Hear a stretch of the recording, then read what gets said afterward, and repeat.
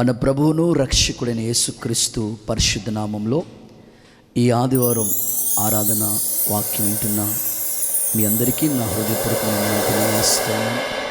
ఈ సమయంలో ప్రభువుని మనం అందరం స్తుతించుచు ఆరాధించు సమయం కనుక మీరున్న స్థలాల్లో కండ్లు మూసుకుని ఆకాశమందున్న దేవుని తట్టు చేతులెత్తి, ప్రభువు గడిచిన 9 నెలలు మనందరినీ క్షేమంగా కాపాడారు.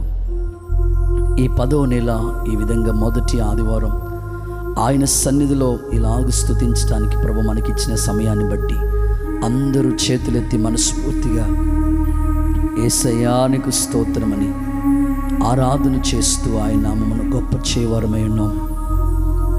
హల్లెలూయా, హల్లెలూయా. యేసయ్యా నీకు స్తోత్రం. యేసయ్యా మీరు ఇచ్చిన కృప కొరకు స్తోత్రం, మీరు చూపిన ప్రేమ కొరకై స్తోత్రం, బలపరిచినందుకు స్తోత్రమయ్యా అని అందరూ స్తుతించుచు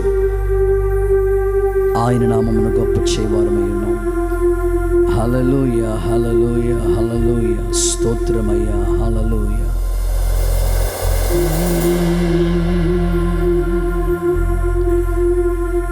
నీవే నీవే నమ్మదగిన దేవుడవు, నీవు నా పక్షమై నిలిచేయున్నావు.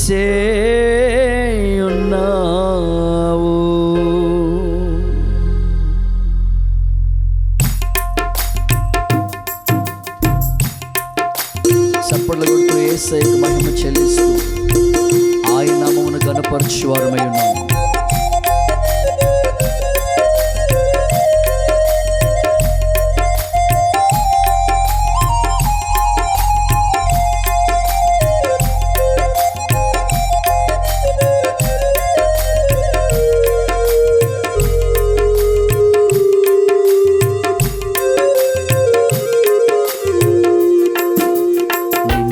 నేడు నిరంతరం మారనే మారవు, నా జ్ఞాపకాలలో సరగని వాడవు. నిన్న నేడు నిరంతరం మారనే మారవు, నా జ్ఞాపకాలలో సరగని వాడవు. నీవే నీవే నమ్మదగిన దేవుడవు, నీవు నా పక్షమై నిలిచేయున్నావు. నీవే నీవే నమ్మదగిన దేవుడవు, నీవు నా పక్షమై నిలిచేయున్నావు.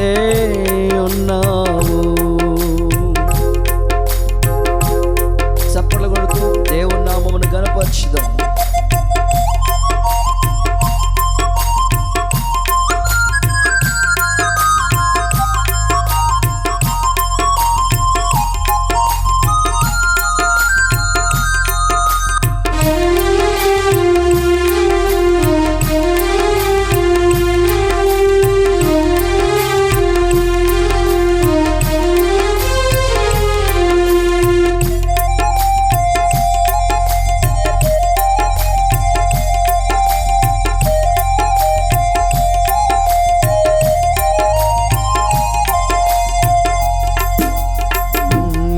యేసయ్యాని ప్రత్యక్షతలో బయలుపడెనే శాశ్వత కృప నాకై.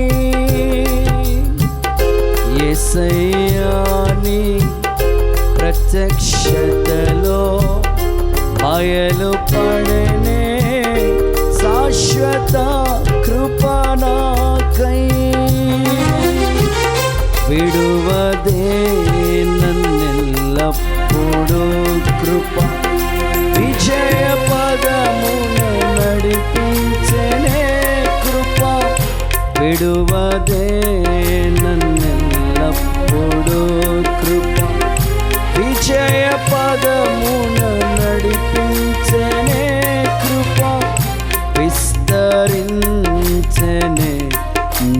స్తుతించినప్పుడు నిన్న నేడు నిరంతరం మారనే మారవు.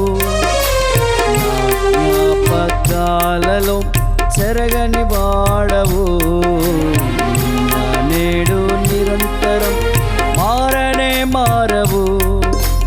నా జ్ఞాపకాలలో చెరగని వాడవు. నీవే నీవే నమ్మదగిన దేవుడవు.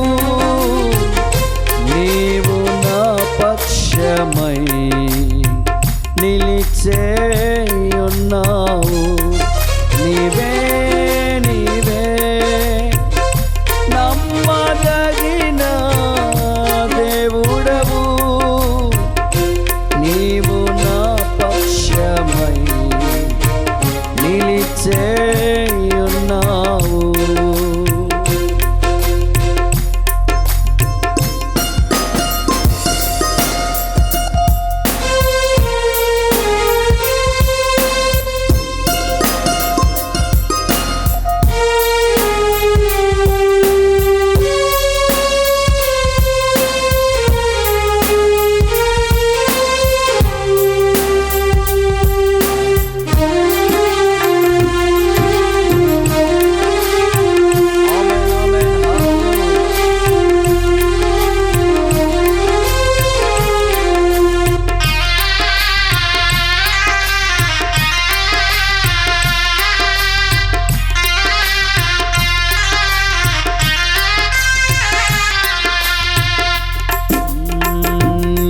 యేసయ్యాని కృపాతిశయము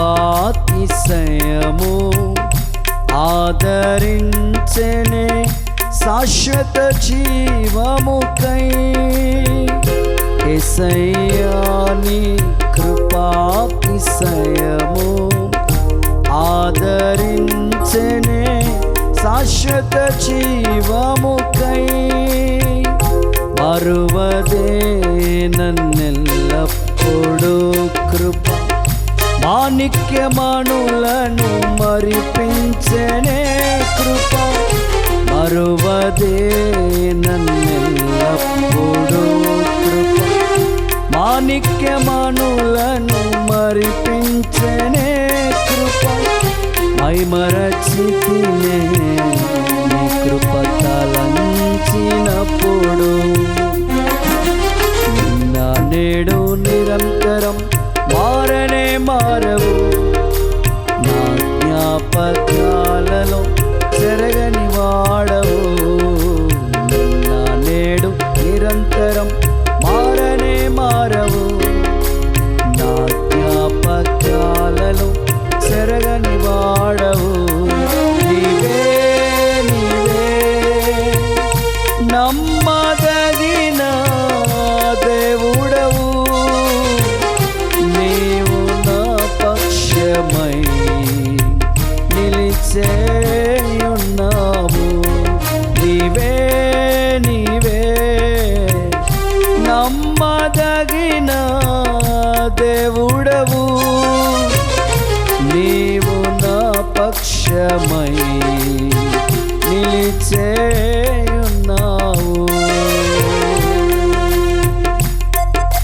స్తోత్రం. హల్లెలూయా. యేసయ్యా నీకు స్తోత్రం. హల్లెలూయా హల్లెలూయా.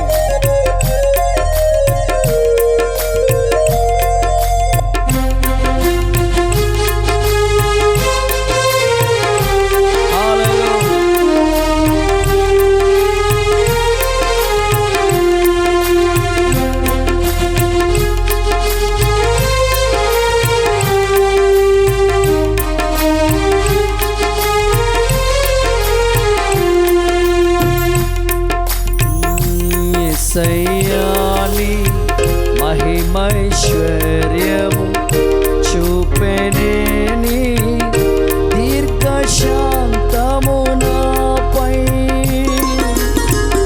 యేసయ్యాని మహిమైశ్వర్యము చూపెనే నీ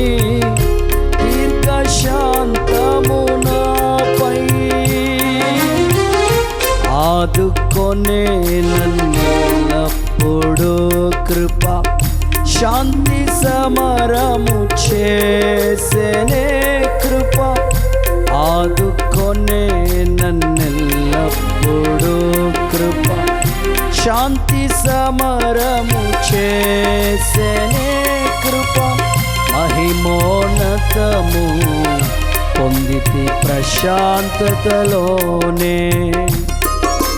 నిన్న నేడు నిరంతరం మారనే మారవు నా జ్ఞాపకాలలో చెరగని వాడవు నిన్న నేడు నిరంతరం మారనే మారవు నా జ్ఞాపకాలలో చెరగని వాడవు నీవే నీవే నమ్మదగిన దేవుడవు నీవు నా పక్షమై నిలిచే ఉన్నావు నీవే నీవే నమ్మదగిన దేవుడవు నీవు నా పక్షమై నిలిచే ఉన్నావు విడువదే నన్నెల్లప్పుడూ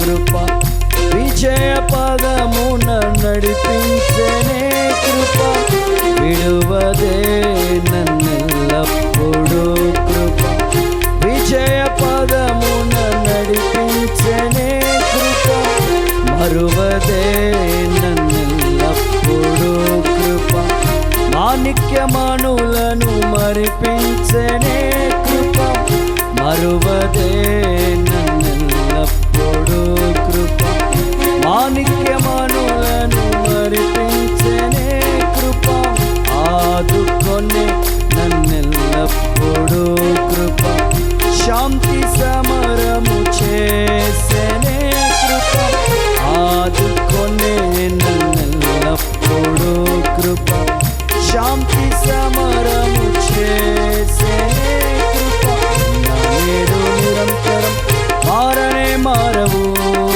నా జ్ఞాపకాలలో జరగని వాడవు నా నేడు నిరంతరం మారనే మారవు నా జ్ఞాపకాలలో జరగని వాడవు నీవే నీవే నమ్మదగిన దేవుడవు నీవు నా పక్షమై నిలిచే ఉన్నావు నీవే నీవే నమ్మదగిన దేవుడవు నీవు నా పక్షమై నిలిచే ఉన్నావు నీవు నా పక్షమై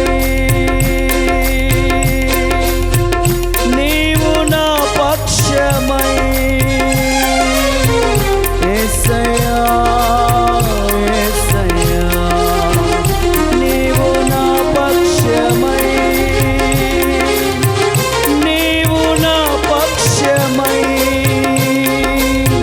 నిలిచే ఉన్నావు నీవే నీవే నీవే నీవే నమ్మదగిన దేవుడవు నమ్మదగిన దేవుడవు నమ్మదగిన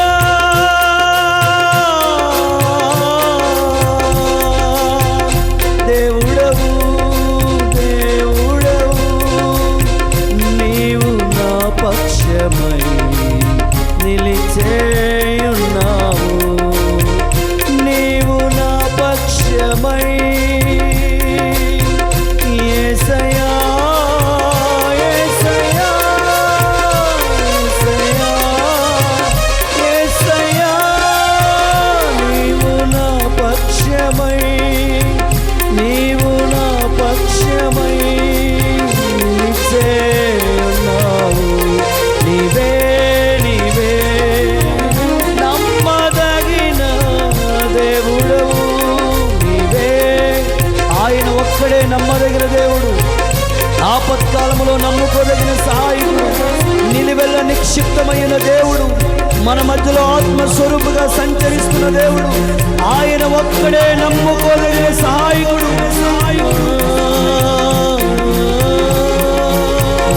యేసయ్యా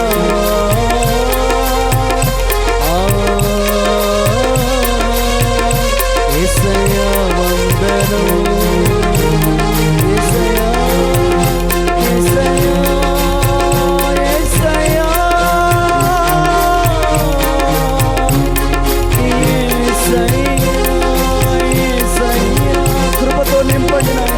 అభిషేకముతో నింపండి నాయన. ఒక్కొక్కరిని ఆత్మబలముతో అభిషేకించండి నాయన. పరము నుండి పోయబడిన పరిమళ తైలాభిషేకముతో నా దేవా గిన్ని నిండి పొర్లిపోయే కృపతో నింపు.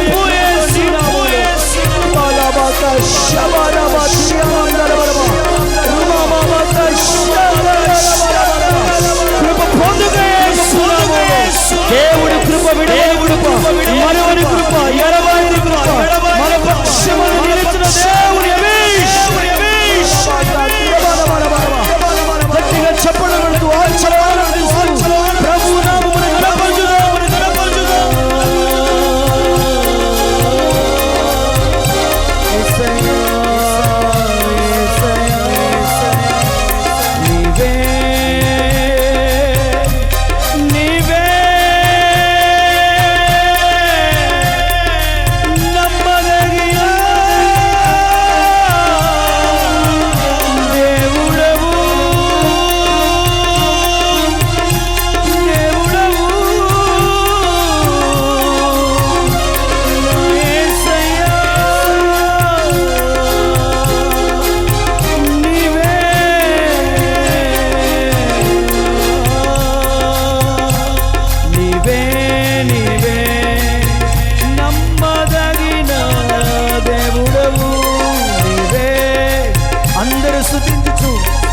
ఆరాధన చేస్తూ దేవుని నామమును మహిమపరచు సమయం ఇది. నీవే నీవే నమ్మదగిన దేవుడవు. నీవే ప్రభువా నీ అభిషేకము ఆయన మమ్మల్ని దాటి వెళ్ళొద్దు నాయన. ఒక్కొక్కరి మీద నీ కృప కుమ్మరించండి నాయన. మరువని కృపనివ్వండి నాయన. అయ్యా విడువని కృపనివ్వండి నాయన. ఎడబాయని ప్రేమలో మమ్మల్ని దాయండి నాయన. శాంతి సమరము చేయండి నా తండ్రి. కృపతో నింపు నాయన. హల్లెలూయా హల్లెలూయా హల్లెలూయా. గట్టిగా చప్పట్లు కొడుతూ ఆత్మలో ఆనందిస్తూ దేవుని నామమును గణపరచు సమయం ఇది.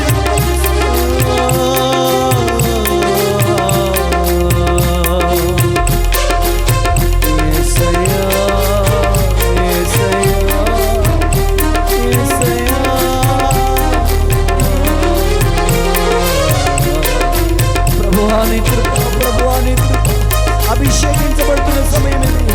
పరిశుద్ధాత్మతో కార్యము జరుగుతున్న సమయం ఇది.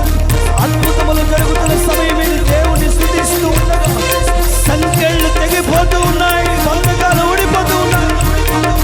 హల్లెలూయా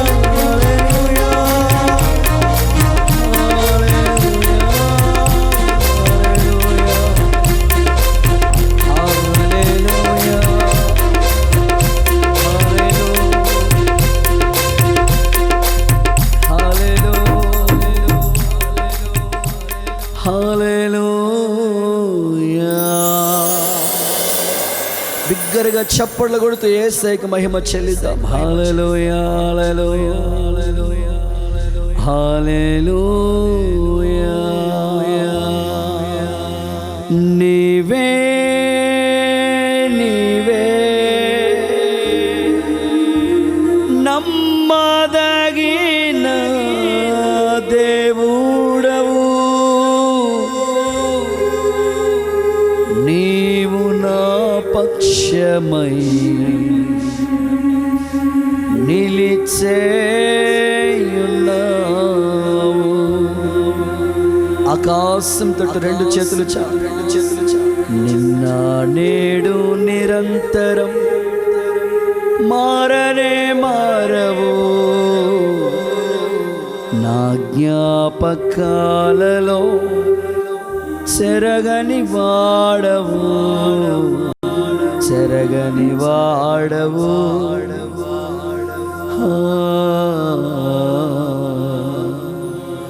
విడువదే నన్నెల్లప్పుడు కృప కృప విజయ పదమున నడిపించనే కృప మరువదే నన్నెల్లప్పుడు కృప మాణిక్యమానులను మరిపించనే కృప కృప మైమరచితినే నీ కృప తలంచినప్పుడు హల్లెలూయా నీ కృపతోనే అనుక్షణం తృప్తి పొందెదము నీ కృపతోనే అనుక్షణం తృప్తి పొందెదను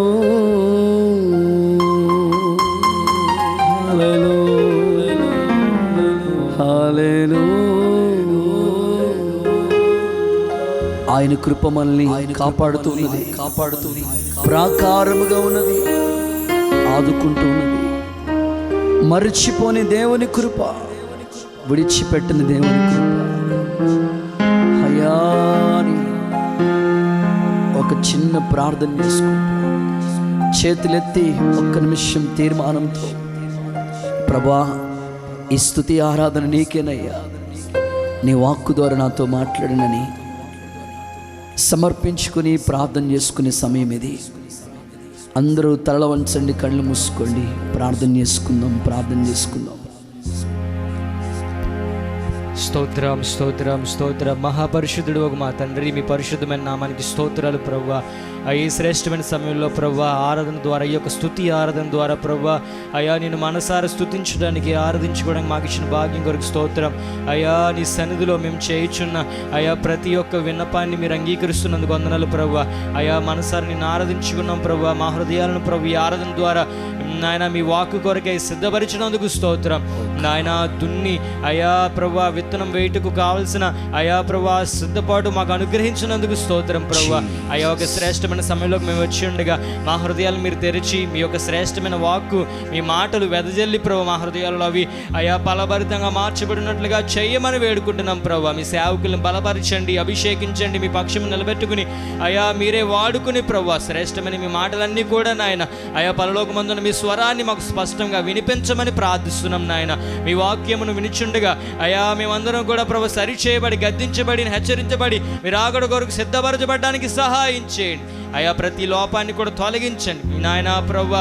అయా పరిశుద్ధమైన మీ బలను ఆచరించుటకు అయా తండ్రి నాయన యోగ్యముగా మీ సన్నిధిలో నిలవబడుటకు అయా మీరు రాకడ కొరకై వధువుగా, పరిశుద్ధమైన వధువుగా మార్చబడుటకు అయా మీరే మీ వాక్యం ద్వారా మమ్మల్ని సంపూర్ణులుగా మార్చమని అడుగుచున్నాము నాయన. సహాయం దయచేయండి. యొక్క అయా నాయన యొక్క కూడికంతా కూడా ఆశీర్వాదకరంగా జరిగించి వాక్యం వించిన ప్రతి ఒక్కరిని కూడా ఈ వాక్యం ద్వారా అయా మీరే దీవించి ఆశీర్వదించి మహిమ పొందమని, ముందుకు నడిపించమని యేసు పరిశుద్ధ నామములో ప్రార్థించి వేడుకున్నాం తండ్రి.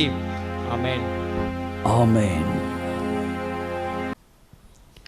మన ప్రభువును రక్షకుడైన యేసుక్రీస్తు పరిశుద్ధ నామములో ఈ ఆరాధన వీక్షిస్తున్న మీ అందరికీ నిండు మనసుతో వందనాలు తెలియజేస్తూ ఉన్నాను. గడిచిన కాలమంతా ప్రభు తన కృపలో మనలందరినీ కాపాడుతూ వచ్చారు.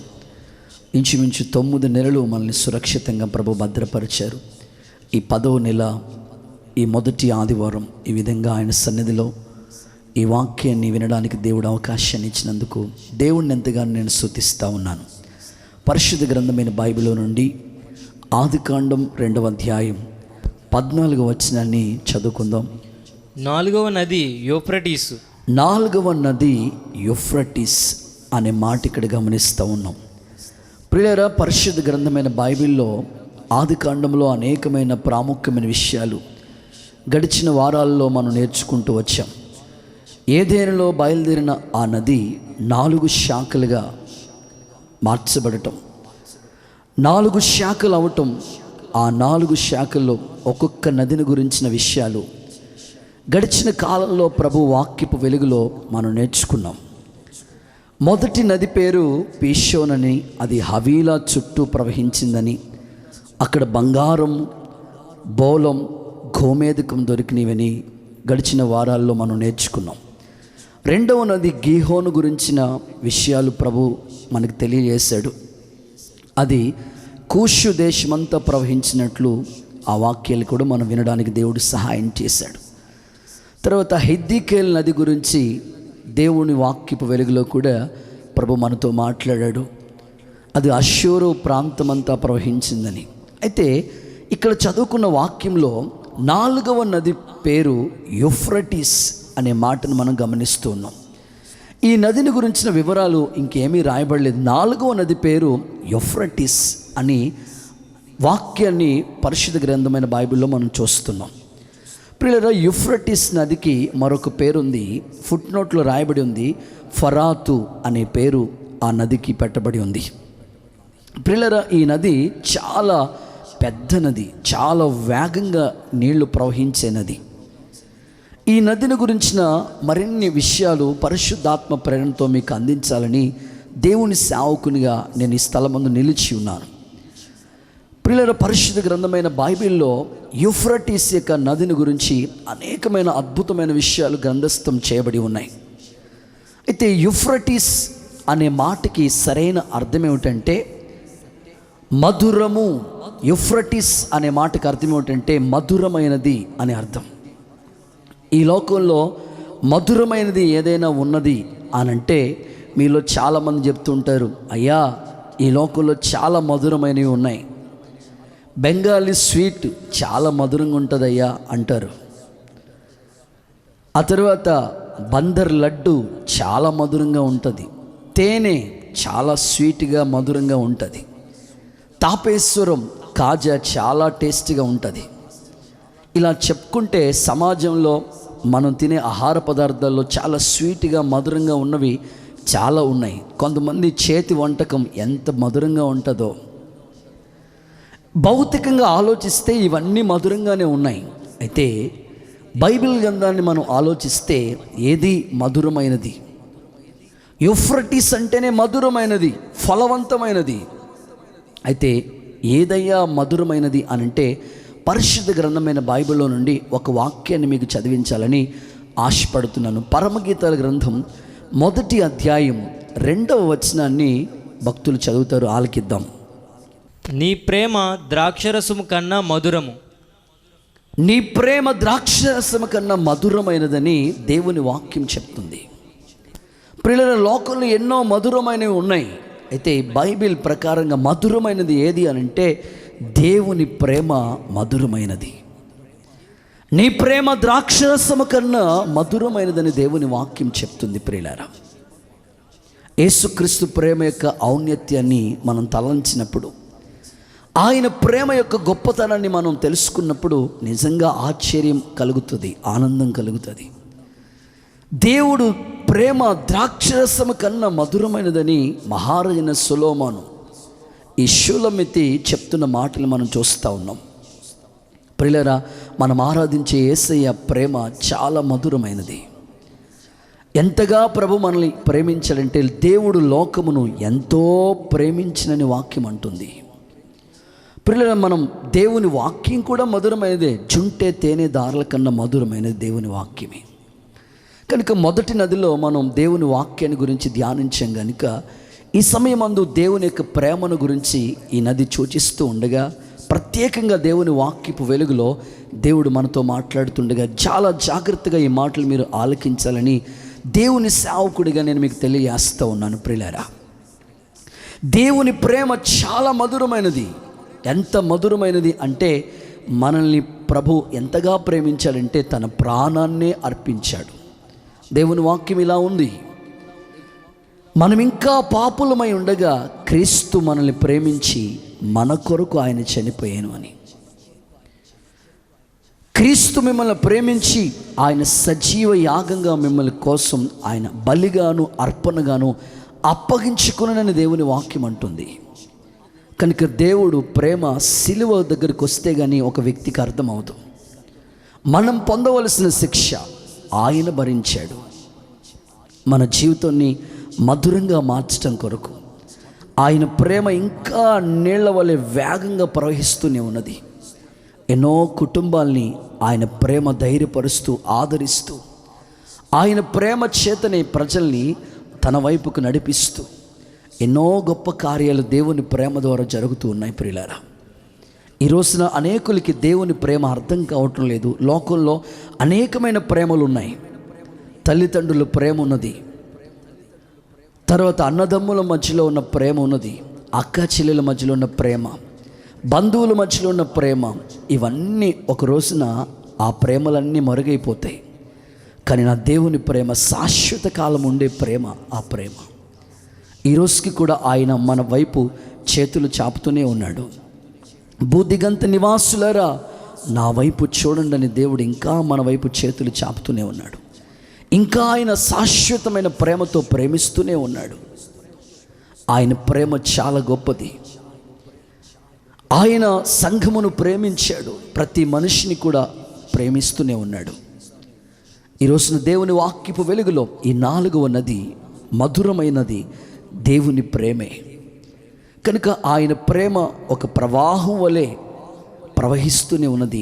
ఆ ప్రేమను నువ్వు అర్థం చేసుకోవాలని, ఆ ప్రేమను నువ్వు అంగీకరించాలని, ఆ ప్రేమకు నువ్వు పాత్రుడు కావాలని దేవుడు కోరుకుంటున్నాడు. ఈ సమయంలో ఆయన ప్రేమకు నీవు అర్హుడుగా కావాలని, ఆయన ప్రేమను నీవు అర్థం చేసుకునే వ్యక్తిగా ఉండాలని దేవుని సేవకునిగా నేను ఆశిస్తున్నాను. ప్రత్యేకించి ఈ మాటలు నేను మీకు తెలియజేస్తూ ఉన్నాను. దేవుని ప్రేమ ఎంతో గొప్పది. ఒక దైవజనుడు అన్నాడు, ఆయన ప్రేమ ఎంత గొప్పదంటే సముద్రమంత సిరాను, ఆకాశమంత పుస్తకం తీసుకుని సముద్రమంత సిరాన్ని తీసుకుని రాసిన ఆయన ప్రేమను వర్ణించలేము. అంత గొప్పది దేవుని ప్రేమ. మనం ఇంకా దేవునికి దూరమై ఉన్నా సరే ఆయన ఇంకా మనల్ని ప్రేమిస్తూనే ఉన్నాడు. అనుక్షణము ఆయన ప్రేమ చేత నడిపిస్తూ ఉన్నాడు.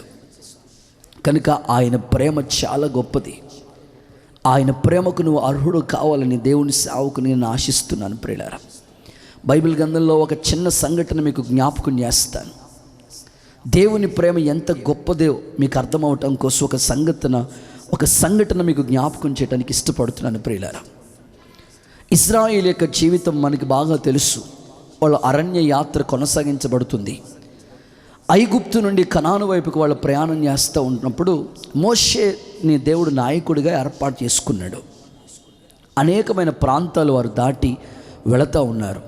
వారి జీవితంలో ఎర్ర సముద్రం దాటి వెళ్ళిన తర్వాత దేవుడు ఆ సముద్రాన్ని దాటించిన తర్వాత అద్భుతమైన పాట పాడారు.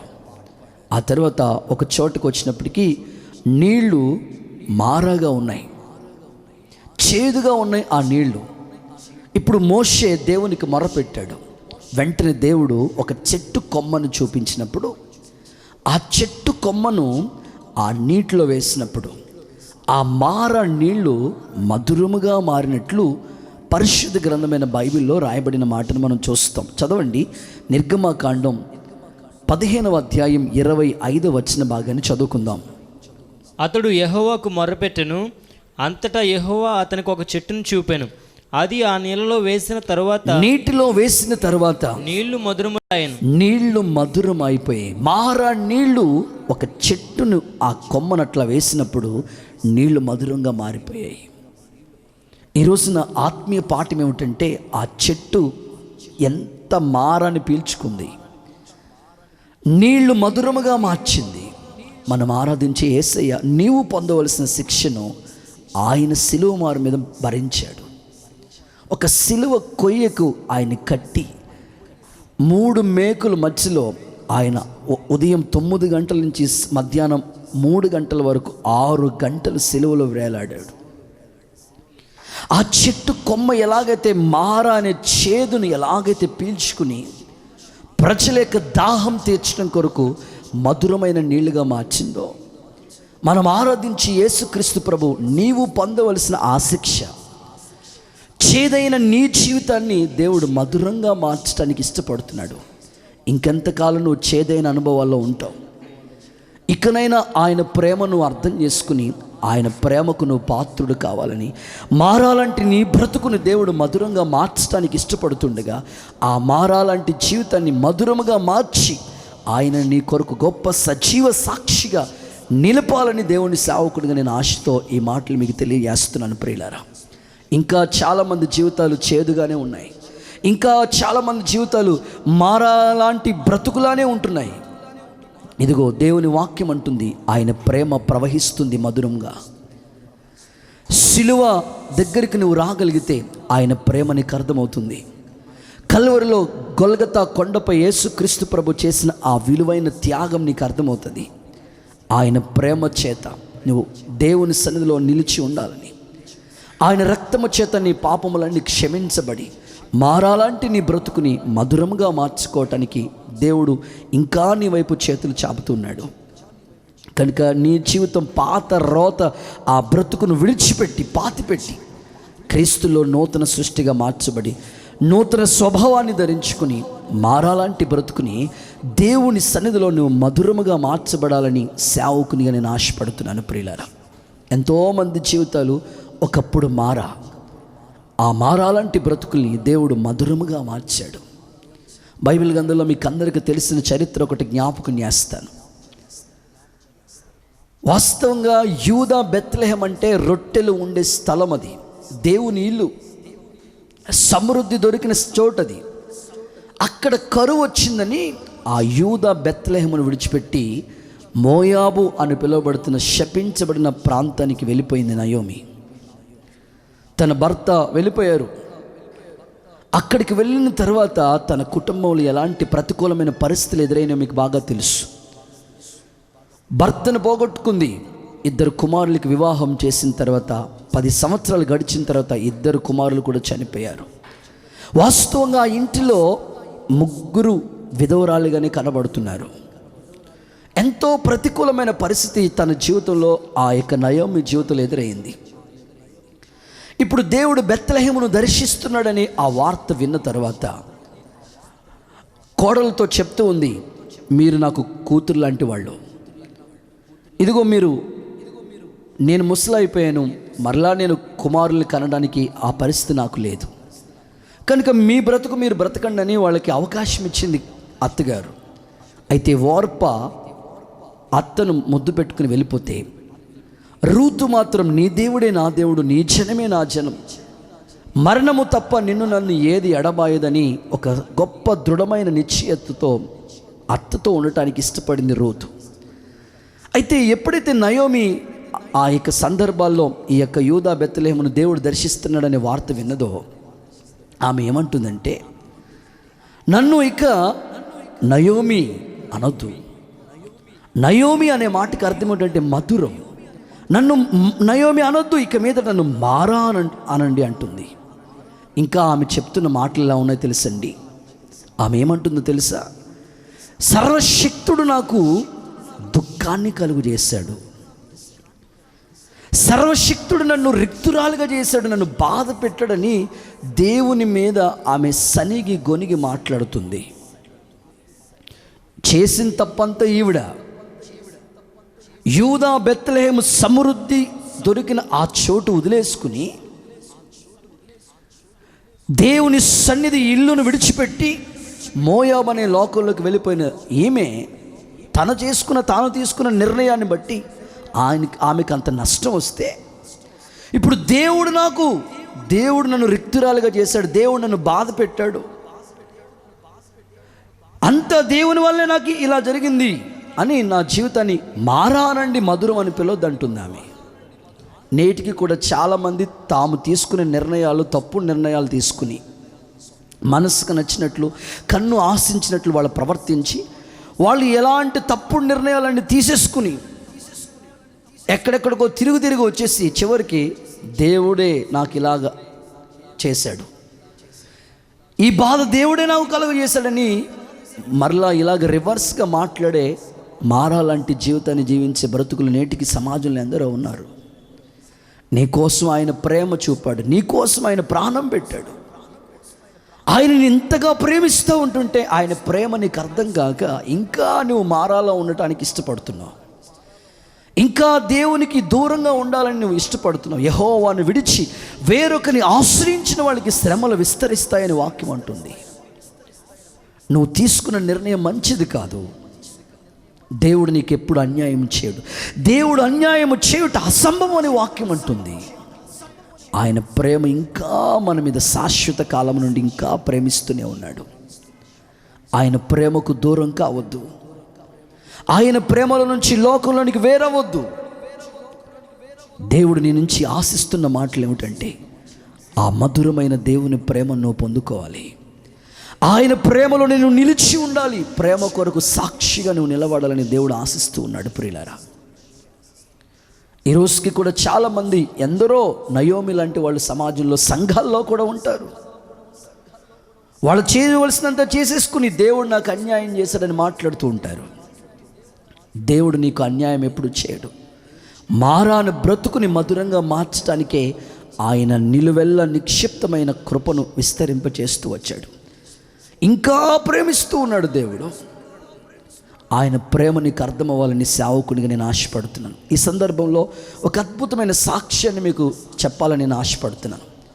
మారాలంటే మన బ్రతుకులు దేవుడు ఎలాగ మధురంగా మారుస్తున్నాడు, ఆయన ప్రేమ ఎంత గొప్పదో మీకు అర్థమవడం కోసం ఒక చిన్న సాక్ష్యాన్ని ఈ సమయంలో నేను మీకు గుర్తు చేయడానికి ఇష్టపడుతున్నాను. ప్రియులారా, మీలో చాలామందికి ఏడి సికామణి గారిని ఒక గొప్ప దైవజనుడు, ఆ దైవజనుడు గురించి మీకు చాలామందికి తెలుసు. అంటే మీకు అర్థం అవ్వాలంటే ఏఆర్ స్టీవెన్సన్ గారు ఒక వాళ్ళ నాన్నగారు. ఈయనకి చాలామంది పిల్లలు ఉన్నారు. స్టీవెన్సన్ తర్వాత ఉన్న కుమారుడు మాట, అంటే ఏడి సికామణి గారి కుమారుడు, అంటే స్టీవెన్సన్ వాళ్ళ తమ్ముడు మాట ఏఆర్ పాల్సన్ గారని ఒక దేవుని సేవకుడు. వాస్తవంగా ఆయన జీవితం ఎలాంటిది అని అంటే, ఇంచుమించు 11 సంవత్సరాలైన మానసిక రోగిగా మంచాన్ని పడిపోయాడు. 1 సంవత్సరం 2 సంవత్సరాలు కాదు, 11 సంవత్సరాలు మంచం మీదే ఉన్నాడు. మానసిక రోగంతో బాధపడుతున్నాడు. ఒక సైకాలజిస్ట్గా మారాడు. ఎలా మారా బ్రతుకుని దేవుడు ఎలా మధురంగా మారుస్తాడో ఈయన సాక్ష్యం వింటే మీకు అర్థమవుతుంది. 9వ తరగతి చదువుతున్నప్పుడు స్కూల్కి తీసుకుని వెళ్తూ ఉంటుంటే అక్కడ పడిపోతూ ఉండేవాడు. మరలా ఒక రిక్షాను పెట్టి జాగ్రత్తగా ఇంటికి తీసుకొస్తూ ఉండేవారు. స్కూల్లో కూర్చుని బెంచ్ల మీద పడిపోతూ ఉండేవాడు. మానసిక వ్యాధితో బాధపడుతున్నాడు. ఆ వయసులో, ఆ చదువుకుంటున్న సమయాల్లో స్కూల్లో టీచర్ చెప్తూ ఉండేవారంట, మీ పిల్లలకి ఏమన్నా మేము పాలేరులుగా ఉండాలా, స్కూల్కి పంపించొద్దని. ఎవరైనా ఇంట్లో ఫంక్షన్ జరుగుతూ ఉంటుంటే ఆ ఫంక్షన్కి పేరెంట్స్తో చెప్పేవారంట, మీ పిల్లోడిని మాత్రం తీసుకురావద్దండి, ఎవరినైనా తీసుకురండి, ఈ పిల్లోడిని మేము భరించలేము. ఎందుకంటే ఎక్కడ కనబడితే అక్కడ పడిపోతున్నాడు. భయంకరంగా మానసిక రుగ్మతతో, ఆ రోగంతో బాధపడుతున్నాడు ఆ వ్యక్తి, ఏఆర్ పాల్సన్ అనే వ్యక్తి. అంతగా కృంగిపోతున్న సమయం, 9వ తరగతి చదువుతున్న సమయం అది. 10థ్లోకి వచ్చాడు, మొత్తం మీద అటెండెన్సే కదండి, పాస్ అయిపోయారు. 10వ తరగతిలోకి వచ్చినప్పటికీ 10వ తరగతి అట్లాగే స్కూల్కి వెళ్తున్నాడు, మళ్ళీ పడిపోతున్న పరిస్థితులు ఏర్పరచబడుతున్నాయి. ఆ మానసిక రోగం తనని బాధ పెడుతూ ఉంది. ఇంచుమించు 10వ తరగతి 7 సంవత్సరాలు ఫెయిల్ అయిపోయాడండి. 7 సార్లు ఫెయిల్ అయిపోయాడు. వాళ్ళ చెల్లి డిగ్రీలోకి వెళ్ళిపోయింది. ఇంకా మానసికంగా కృంగిపోతున్నాడు. నా చెల్లి డిగ్రీ చదువుతుంది, నేను ఇంకా 10th క్లాస్లోనే ఉండిపోయాను. ఏంటి ప్రతికూలమైన పరిస్థితి? వాళ్ళ నాన్నగారు పాస్టర్ గారు, 8 సంఘాలు ఉన్నాయంటే అప్పటికి. మా నాన్నగారు చేసిన ప్రార్థన ఏమైపోతుంది? 8 సంఘాల్లో విశ్వాసాలు చేసిన ప్రార్థన ఏమైపోతుంది? అసలు దేవుడు అన్నవాడు ఏమైపోయాడు? నా పరిస్థితి ఏంటి? ఇలాంటి పరిస్థితుల మధ్యలో దేవుడు నన్ను పట్టించుకోవట్లేదేంటి అని తనలో తాను కుమిలిపోతూ కృంగిపోతూ ఉన్నాడంట. ఆ సమయంలో మీటింగ్స్ జరుగుతూ ఉంటుంటే కర్ణాటక ప్రాంతం నుంచి ఒక దైవజనుడు వచ్చి దేవుని వాక్యం చెప్తున్నాడంట. లాస్ట్లో కూర్చున్నారంటే ఏఆర్ పాల్సన్ గారు దేవుని మాటలు వింటున్నారంట. ఆ దైవజనుడు చెప్తున్నాడంట, ఏ రోజైనా కొండ కుమ్మరాయన్ని అడిగిందా, నన్నెందుకు ఇలా చేసావని?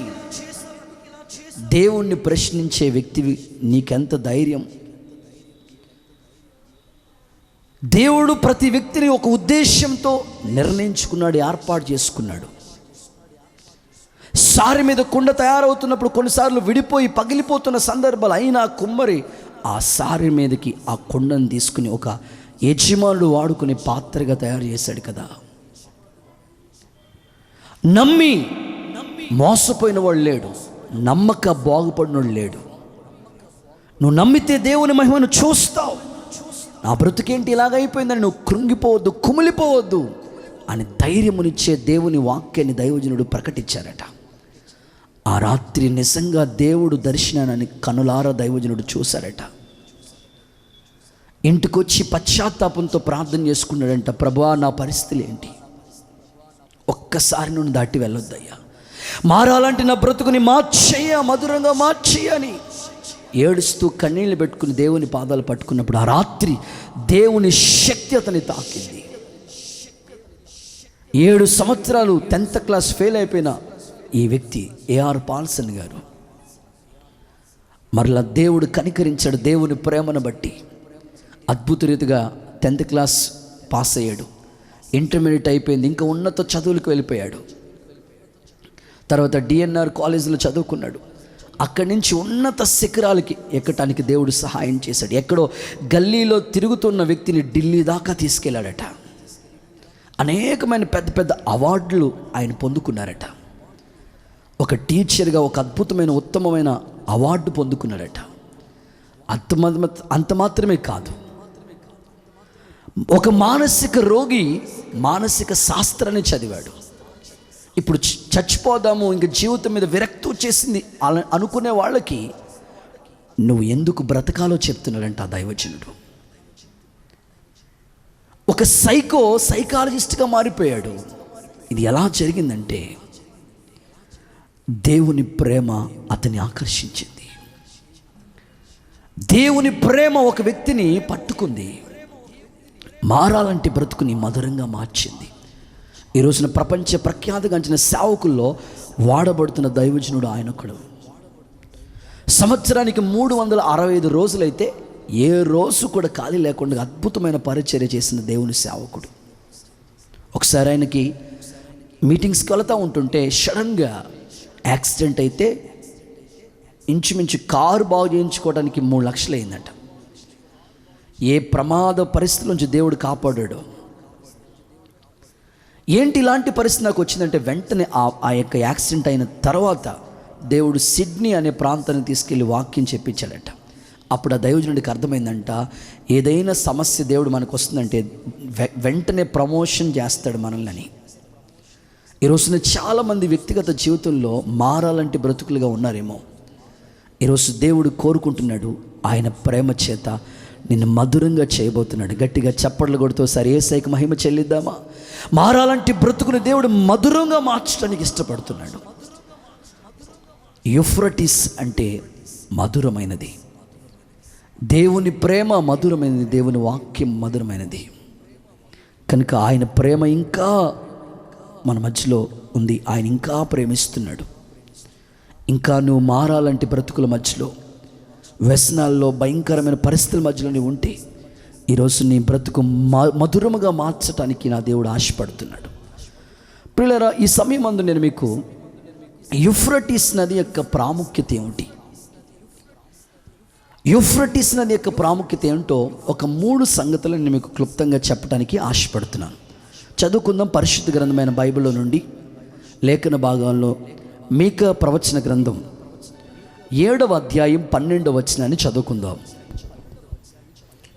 ఆ దినమందు అష్షూరు దేశము నుండి, ఐగుప్తు దేశము పట్టణముల నుండి, ఐగుప్తు మొదలుకొని యూఫ్రటీసు నది వరకు ఉన్న ప్రదేశముల నుండి, ఆయా సముద్రముల మధ్య దేశముల నుండి, ఆయా పర్వతముల మధ్య దేశముల నుండి జనులు నీ యొద్దకు వత్తురు. జనులు నీ యొద్దకు వచ్చెదరు. చాలు. మొదటి మాట, యూఫ్రటీస్ నది యొక్క ప్రాముఖ్యత ఏమిటంటే నది యొద్దకు జనులు వచ్చెదరు. వచ్చారు. ప్రియులారా, నిజంగా దేవుని ప్రేమ దగ్గరికి అనేకులు వస్తూ ఉన్నారు. ఆ నది మధురమైందని ఆ మధురమైన దేవుని ప్రేమని మీకు చెప్పినాను. దేవుడు ఆకర్షిస్తే అనేకులు ప్రభు యొద్దకు వస్తారు. నా తండ్రి ఆకర్షిస్తేనే కానీ ఎవ్వరు నా యొద్దకు రాలేరని ప్రభు చెప్పినాడు. నేనే మార్గం, నేనే సత్యం, నేనే జీవం, నా ద్వారా తప్ప ఎవరు తండ్రి యొద్దకు చేరలేరని ప్రభు చెప్పినాడు. ఆయన ఆకర్షించారు. ఆయన ప్రేమ ఇంకా ఆకర్షిస్తుంది. ఆయన యొద్దకు ప్రజలు అనేకులు పరుగులు తీసుకుని వస్తున్నారు. అంత్యదినములట మందిరమునకు ప్రవాహం వలె జనులు వస్తారని దేవుని వాక్యంలో రాయబడి ఉన్నది. జనులు ప్రవాహం వలె వస్తారట. ఇంకా దేవుని వాక్యంలో మనం చదువుకున్న మాటలు మనం గమనించినట్లయితే, జనములు నీ వెలుగునకు వచ్చెదరు, రాజులు నీ ఉదయకాంతికి వచ్చేదరని దేవుని వాక్యంలో చెప్పబడిన మాటను మనం గమనిస్తున్నాం. లెమ్ము తేజరిల్లు, యెహోవా మహిమ నీ మీద ఉదయించింది. ప్రజలు నీ యొద్దకు వస్తారు. ప్రియుల, నిజంగా దేవుని ప్రేమను బట్టి అనేకులు ఈ రోజున మందిరాల్లోకి వస్తున్నారు. దేవుడు తన ప్రేమ చేత ఆకర్షించి ఆయన ప్రజల్ని పిలుస్తూ ఉన్నాడు, సమకూరుస్తున్నాడు. ప్రవాహం వల్ల జనుల్ని దేవుని యొద్దకు ఆయన నడిపిస్తూ ఉన్నాడు. ఆయన ప్రేమే అనేకులు నడిపిస్తుంది. ప్రియులారా, పరిశుద్ధ గ్రంథమైన బైబిల్ని మనం చదువుతూ ధ్యానిస్తూ ఉన్నప్పుడు అనేకమైన సందర్భాల్లో యేసుక్రీస్తు ప్రభు దగ్గరికి అనేకమైన ప్రజలు వచ్చినట్లుగా మనం చూస్తాం. ఆయన కొండ మీద ఉన్నాడా? కొండ మీద ఉన్నప్పుడు ప్రజలు విస్తారంగా వచ్చేవారు. ఆయన సముద్ర తీరం ఉన్నాడా? అక్కడికి ప్రజలు వచ్చేవారు. మరలా యేసు ప్రభు ఎక్కడైనా ఒక ప్రాంతంలో ఉన్నాడా? ఆ ప్రాంతం దగ్గరికి ప్రజలు వచ్చేవారు. ఒక ఇంట్లో ఉన్నారా? ఆ ఇంట్లోకి ప్రజలు వచ్చేవారు. కపెర్నహూము అనే ప్రాంతంలో ఒక ఇంట్లో ఉన్నాడు యేసయ్య. ప్రజలు ఒక వ్యక్తిని మోసుకుంటూ వచ్చారు. యేసు ప్రభు ఎక్కడుంటే అక్కడికి ప్రజలు వచ్చేవారు. కారణం ఏమిటంటే ఆయన ప్రేమ అంత గొప్పది. ఒక వ్యక్తి దేవుని దగ్గరికి రావటానికి ఆయన ఆకర్షించాలి. ఆయన ప్రేమను బట్టే ప్రజలు అనేకులు ప్రభు దగ్గరికి పరిగెత్తుకుని వస్తారు. ఆయన గొప్పతనం అంత శక్తివంతమైనది. ప్రియులారా, బైబిల్ గ్రంథంలో యేసు ప్రభు మాట వినడానికి పెందల కాడే వచ్చేవారంట ప్రజలు. లేఖనాల్లోంచి ఒక వాక్యాన్ని మీకు చదివిస్తాను. హోషేయ ప్రవచన గ్రంథం 3వ అధ్యాయం 5వ వచనాన్ని మనం చదివినట్లయితే అక్కడ ఒక అద్భుతమైన మాట మనకు కనబడుతుంది. తరువాత ఇశ్రాయేలీయులు తిరిగి వచ్చి తమ దేవుడైన యెహోవా యొద్దను తమ రాజైన దావీదు యొద్దను విచారణ చేయుదురు. ఈ దినముల అంతమందు వారు భయభక్తులు కలిగి యెహోవా అనుగ్రహం నొందుటకై ఆయన యొద్దకు వత్తురు. ఆయన యొద్దకు వస్తారు. ఎందుకు వస్తారు ప్రజలు అంటే, వాక్యం అంటుంది ఆయన అనుగ్రహం పొందుకోవటానికి, దేవుని అనుగ్రహం పొందుటకై ప్రజలు వచ్చేదరు. ఆయన ప్రేమ చేత ఆకర్షించాడు, ఆయన యొద్దకు నడిపిస్తూ ఉన్నాడు. ఇప్పుడు ప్రజలందరూ ఎందుకు వస్తున్నారంటే ఆయన అనుగ్రహం పొందుకోవటానికి ప్రజలు వస్తున్నారట. దేవుని అనుగ్రహం చాలా గొప్పది. ఆయన అనుగ్రహం పొందుకోవటానికి ప్రజలు వస్తూనే ఉన్నారు, పరుగులు తీస్తూనే ఉన్నారు. ఈ సమయాల్లో కూడా ప్రజలు అనేకులుగా సమకూర్చబడుతున్నారు. ప్రియులారా, ఈరోజు మీరు ఆలోచించండి. ఈరోజు కూడా అనేకులు వేల మంది ప్రజలు మందిరానికి తరలి వస్తున్నారు. ఆయన ప్రేమ చేత అనేకులు దేవుడు ఆకర్షించి ఆయన అనుగ్రహాన్ని ప్రజలు పొందుకుంటున్నారు. ప్రియులారా, చాలామంది ఆత్మీయులైన మీరు ఆలోచించవలసిన విషయం ఏమిటంటే, ఈ కరోనా సమయంలో లాక్డౌన్లో కూడా చాలామంది దేవుని దగ్గరికి పరుగులు తీసుకుని వస్తున్నారు. కొంతమంది అయితే భయంతో దేవుని దగ్గరికి వస్తున్నారు, కానీ దేవుని దగ్గరికి నిజంగా ఆయన ఆకర్షించి ఆయన అనుగ్రహం పొందుకోవటానికి ప్రజలు వస్తున్నారు. ఈరోజు ఒకవేళ ఈ వాక్యం వింటున్న నీలో భయపడుతూ దేవుని దగ్గరికి వస్తున్నావేమో. అసలు దేవుని దగ్గరికి వచ్చినప్పుడు భయపడుతూ రావాల్సిన పని లేదు. ఏ తెగులు నీ గుడారం సమీపించదు, ఏది ఎంత మాత్రం నీకు హాని చేయదు. నువ్వు దేవుని అనుగ్రహం పొందుకోవటానికి దేవుని దగ్గరికి పరిగెత్తుకునిరా. షులమిత్ అంటది, నన్ను ఆకర్షించు, నేను నీ యొద్దకు పరిగెత్తుకుని వస్తానని అంటది. కాబట్టి దేవుని యొద్దకు నువ్వు పరుగున ప్రభువు దగ్గరికి పరుగులు తీసుకుంటూ రావాలి. ఆయన ప్రేమే మనల్ని ఆకర్షించింది. ఆయన అనుగ్రహము పొందుకోవటానికి ప్రజలు వస్తూ ఉన్నట్లుగా దేవుని వాక్యంలో చెప్పబడిన మాటలు మనం గమనిస్తున్నాం. ప్రియర, అంత్యదినములో యూదుని చెంగు పట్టుకుని, ఒక్క యూదు చెంగు పట్టుకుని దేవుడు మీకు తోడై ఉన్నాడనే సంగతి మాకు వినబడిందని 10 మంది వస్తారంట దేవుని మందిరానికి. అలాంటి అద్భుతమైన కార్యాలు దేవుడు చేయాలని ఈ చివరి దినాల్లో సంఘ విశ్వాసులు అనేకులు దూరం అయిపోయిన పరిస్థితులు, కొంతకాలం మందిరాల్లో ఆరాధన జరగకుండా ఆగిపోయిన పరిస్థితుల మధ్యలో ఉన్న మందిరానికి దూరం అయిపోయిన ప్రజలు మరలా దేవుడు వారిని ఆకర్షించి ఆయన ప్రేమ చేత ఒక్కొక్క యూదును చెంగు పట్టుకుని 10 మంది మందిరానికి వచ్చేటట్లుగా, ప్రజలు ఆయన దగ్గరకు వచ్చేటట్లుగా అతి త్వరలోనే దేవుడు అద్భుతమైన కార్యాన్ని ప్రారంభించునుగాక. మరలా మందిరాల్లో ప్రజలు విస్తారమైన ప్రజలతో మందిరాలు నింపబడునుగాక. ఒక అద్భుతము జరుగునుగాక యేసునామములో. ఆ కార్యము కొరకు దైవ సేవకులుగా మేము అందరం ఎదురు చూస్తున్నాం. సహవాసముగా సమాజంగా కూడుకోవటం మానొద్దు. తెగులుకి భయపడి, లోకంలో పరిస్థితులకు భయపడి, మనుషులకు భయపడి చాలామంది దేవునికి దూరంగా ఉన్న ప్రజలు ఈరోజు ప్రభు నేను ఆకర్షిస్తున్నాడు. ఆయన ప్రేమను బట్టి, ఆయన అనుగ్రహం పొందుకోవటానికే దేవుని దగ్గరికి రమ్మని పిలుస్తూ ఉన్నాడు. రండి, ప్రయాసపడి భారాన్ని మోసుకున్న సమస్త జనులారా నా యొద్దకు రండి అని ప్రభు చెప్పినాడు. విశ్రాంతిని మీకు కలుగు చేస్తాను. లోకంలో మనశ్శాంతి లేదు, లోకంలో కలవరాలు, కృంగిపోయిన పరిస్థితులు, సమస్యల చేత మనిషి ఇంకా వేధించబడుతూ ఉన్నాడు. ఈ స్థితిలో దేవుడు ఆయన యొద్దకు నిన్ను ఆకర్షిస్తున్నాడు. మనిషికి ఎన్నో ఉన్నాయి, డబ్బుంది, ఐశ్వర్యం ఉంది, పేరుంది, పలుకుబడి ఉంది, కానీ మనశ్శాంతి లేదు కదా. ఆ మనశ్శాంతినిచ్చే దేవుని దగ్గరికి ఆయన పిలుస్తున్నాడు. ఈ నది దేవుని ప్రేమకు సాదృశ్యంగా కనబడుతుంది. ఆ ప్రేమ కలిగిన దేవుని దగ్గరికి అనేకులు ప్రవాహం వల్ల జనులు వస్తున్నారని వాక్యం అంటుంది ప్రియులారా. కనుక ఈ చివరి దినాల్లో దేవుని వద్దకు నువ్వు పరుగులు తీసుకుని రావాలని, సమాజంగా కూడుకోవటం మానొద్దని మరొక్కసారి హెచ్చరిస్తూ ఈ మాటలు దేవుడు నీకు తెలియజేస్తూ ఉన్నాడు. ఏమండి, శతాధిపతి 100 మందికి లీడర్ ఆయన దేవుని దగ్గరికి వచ్చాడు కదా. తన దాసుడు సమస్యతో బాధపడుతున్నప్పుడు వెంటనే దేవుడు వాక్కుని పంపి బాగు చేశారు కదా. ఎంత ఆశ్చర్యమైన కార్యాలు ప్రభు చేశాడు ఆయన ప్రేమ ద్వారా. కుష్ఠిరోగి యేసు ప్రభు దగ్గరకు వచ్చాడు కదా. ఎంతోమంది, అందుకే వాక్యం ఏమంటుందంటే నా యొద్దకు రండి, దేవుని యొద్దకు రండి, అప్పుడు ఆయన మీ యొద్దకు వచ్చును. కనుక దేవుని యొద్దకు ప్రజలు తరలి వస్తున్నారు. అది ఆయన ప్రేమను బట్టి. ఆయన ప్రేమే అనేకులు ఆకర్షిస్తుందని దేవుని వాక్యం ద్వారా ప్రభు మనకు తెలియజేస్తున్నాడు ప్రియులారా. బైబిల్ గ్రంథంలో మరొక సంఘటన కూడా నేను మీకు జ్ఞాపకం చేస్తాను. ఇర్మియా ప్రవచన గ్రంథం 31వ అధ్యాయం 12వ వచన భాగాన్ని మనం చదువుకున్నట్లయితే అక్కడ ఒక అద్భుతమైన మాట కనబడుతుంది. వారు వచ్చి సియోను కొండ మీద ఉత్సాహధ్వని చేతురు. సియోను కొండ మీద ఉత్సాహధ్వని చేస్తారు. యెహోవా చేయు ఉపకారములను బట్టి, గోధుమలను బట్టి, ద్రాక్షరసమును బట్టి, తైలమును బట్టి, గొర్రెలకును పశువులకును పుట్టు పిల్లలను బట్టి సమూహములుగా వచ్చెదరు. సమూహాలుగా వస్తారు. వారికి ఎన్నటికీ కృషింపక. ఆ మాట మీరు నోట్ చేసుకోవాలి. వారు ఇక ఎన్నటికి కృషించక నీళ్లు పారే తోట వలె ఉంటారు. గట్టిగా చప్పట్లు కొడుతూ యేసయ్యకు మహిమ చెల్లిద్దాం. వారికి ఎన్నటికి కృషించక నీళ్లు పారే తోట వలె వారు ఉంటారట. సమూహం వలె వస్తారట.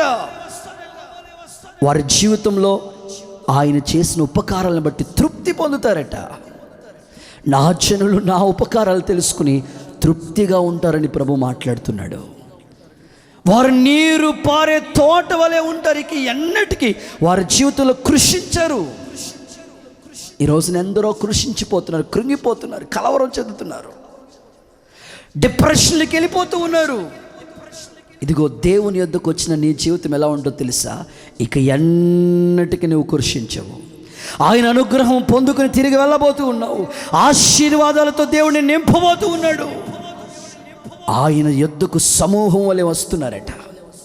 ఇక ఎన్నటికీ వాళ్ళు కృషించిపోరట. ఈరోజు నీ జీవితంలో ఎన్నో సమస్యలను బట్టి కృషించిపోతున్నారు. సరిగ్గా ఈ లాక్డౌన్లో వ్యాపారాలన్నీ మూతవేయబడినాయి. పాస్టర్ గారు, మా జీవితంలో అంత కనుమరుగైపోయిన పరిస్థితులు, సరిగ్గా వ్యాపారాలు లేవని కృషించిపోయిన వాళ్ళు, సరిగ్గా స్కూల్స్ లేవు, ఉద్యోగాలు లేవు, జీతాలు లేవు, ఏమీ లేని పరిస్థితుల మధ్యలో ఎంతో కృంగిపోతున్న సమయాలు, వివాహాలు జరగలేదని చాలామంది కృంగిపోతున్నారు, కృషించిపోతున్నారు. ఇదిగో దేవుని యొద్దకు వచ్చిన మీతో ప్రభు మాట్లాడుతున్నాడు, ఇక ఎన్నటికి మీరు కృషించరు. నీరు పారే తోట వలె, ఎప్పుడు ఉబుకొచ్చిన నీటి ఊట వలె నా దేవుడు మిమ్మల్ని చేయబోతూ ఉన్నాడు. ఆయన యొద్దకు వచ్చిన వారి జీవితాన్ని ఇలాంటి ఆశీర్వాదాలతో ప్రభు నింపాలని ఆశపడుతున్నాడు. ప్రియులారా, మీ ఆత్మీయ జీవితం మీకు ఎన్నటికీ కృషించదు. ఒకవేళ మీరు కృంగి కలవరాల మధ్యలో మీరు ఉంటే, ఆయన నది ఇంకా ఆయన ప్రేమిస్తూనే ఉన్నాడు. జనులు ఆయన యొద్దకు ఆకర్షిస్తూ ఉన్నాడు. ప్రియులారా, ఒక చిన్న సంఘటనని మీకు జ్ఞాపకం చేస్తాను. మీ జీవితంలో అనేక సార్లు మీకు ఎదురైన పరిస్థితుల మధ్యలో చాలామంది కృంగిపోతూ ఉంటారు. వారికి అందరికీ అర్థమవటం కోసం ఒక చిన్న సంఘటన మీకు జ్ఞాపకం చేయాలని ఆశపడుతున్నాను. ఒకసారి కప్పలన్నీ కలిసి మీటింగ్ పెట్టుకుని మాట్లాడుకుంటున్నాయట. ఇలాంటి విషయాలు మీరు చాలా బాగా వింటారు. ఏమనుకుంటున్నాయంటే, ఆ కప్పలన్నీ కలిసి అనుకుంటున్నాయంట, ఏం లేదు, ఇదిగో మన ఊరిలో అద్భుతమైన మొన్నే కట్టారు, మంచి టవర్ ఒకటి కట్టారు, ఆ టవర్ ఎక్కుదాం అని కప్పలన్నీ కలిసి మాట్లాడుకుంటున్నాయట. కప్పలన్నీ అనుకుంటున్నాయండి, ఎలాగైనా సరే ఈ టవర్ ఎక్కుదామని అనుకుంటుంటే, కొన్ని కప్పలు అంటున్నాయంట, ఎక్కడ అది చిన్నగా ఉంది ఏంటి, చాలా పెద్దగా ఉంది ఆ టవర్. ఇప్పుడు ఆ టవర్ మన వల్ల అవ్వదు, ఎక్కలేం, మన వల్ల అవ్వదు. అట్లాగా కిందకి జారిపోతూ ఉంటాం. చాలా ఆకాశానికి పట్టేటట్లుగా అంత పెద్ద టవర్ మనం ఎట్లా ఎక్కుతాం? మన వల్ల అయ్యే పని కాదు ఇదని అంటున్నాయట. సరే, మొత్తం మీద కొన్ని కప్పలు లేదు లేదు ఎలాగైనా సరే ఎంత కష్టమైనా ఎక్కుదాంలే అని నిర్ణయం తీసుకున్నాయట.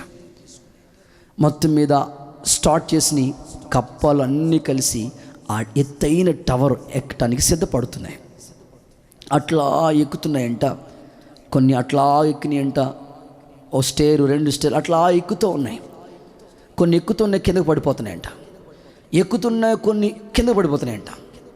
ఇవన్నీ చూసి నేను ముందే చెప్పాను కదా, ఎందుకు మీకు అంత టెన్షను, మీకు ఓవర్ యాక్షన్ ఎక్కువ, పడిపోతారని చెప్పాను కదా, ఎందుకు అంత ప్రయాసపడటం, దెబ్బలు తగిలి చూసారా అనని ఇవన్నీ కూడా మాట్లాడుతున్నాయంట. చివరికి ఒక్క కప్పండి ఆ ఎత్తైన టవర్ ఎక్కేసిందంట. మిగిలిన కప్పలన్నీ ఆశ్చర్యపోయినవి. మేము ఎక్కాలని ప్రయత్నం చేసాం, కింద పడిపోయాం, అసలు నువ్వు ఎలా ఎక్కావు, సీక్రెట్ ఏంటి చెప్పని అన్ని కప్పల దగ్గరికి వచ్చి అడుగుతుంటే ఆ కప్ప ఏమి మాట్లాడలేదంట. ఎలా ఎక్కవో చెప్పు, ఇంత ఎత్తైన టవర్ ఎలా ఎక్కగలిగావు అంటే ఏం మాట్లాడలేదంట. అప్పుడు ఈ కప్పలకి అర్థమైందంట, ఇది చెవిటి కప్ప, చెవిటి కప్ప కాబట్టి ఇది ఎక్కగలిగింది. ఈ కప్ప ఎక్కేటప్పుడు వెనకాల నుంచి అంటున్నారు, ఇదిగో నువ్వు ఎక్కలేవు, దిగో, పడిపోతావు, జారిపోతావు, కాళ్ళు విరిగిపోతాయి, నడువు విరిగిపోతావు, దిగో. ఆ మాటలు ఈ చెవిలో పడుతున్నప్పుడు చాలామంది కిందకు పడిపోతూ ఉన్నారు. వాళ్ళు ఎంతమంది అరుస్తున్నా, ఎంతమంది కృంగదీస్తున్నా కృషించిపోక, ఇవేమి వినలేదు కాబట్టి, చెవిటి కప్ప కాబట్టే ఈ కప్ప మంచిగా ఎవరెస్ట్ శిఖరం ఎక్కేసిందంట. దేవునికి మహిమ కలుగునుగాక. చాలామంది నీ జీవితంలో నేను కృంగదీస్తూ ఉంటారు. అలాంటిటప్పుడు నువ్వు కృషించిపోకూడదు. ఎన్నెన్నో మాటలు అంటూ ఉంటారు, దేవుని దగ్గర పద్దాక వెళ్ళిపోవాలా, ఈ కరోనా టైంలో లాక్డౌన్లో కూడా వెళ్ళిపోవాలా. ఒకవేళ నేను కృంగదీసేవాళ్ళు సమాజంలో ఉన్నారేమో. కృషించక నీరు పారే తోట వలె దేవుడు నేను చేయబోతున్నాడు. నమ్మితే ఆమెనని చెప్పుకో, ఖచ్చితంగా దేవుడు నేను చేయబోతున్నాడు. ఆయన యొద్దకు వచ్చిన వారిని ఎంత మాత్రం ఆయన సిగ్గుపరచడు.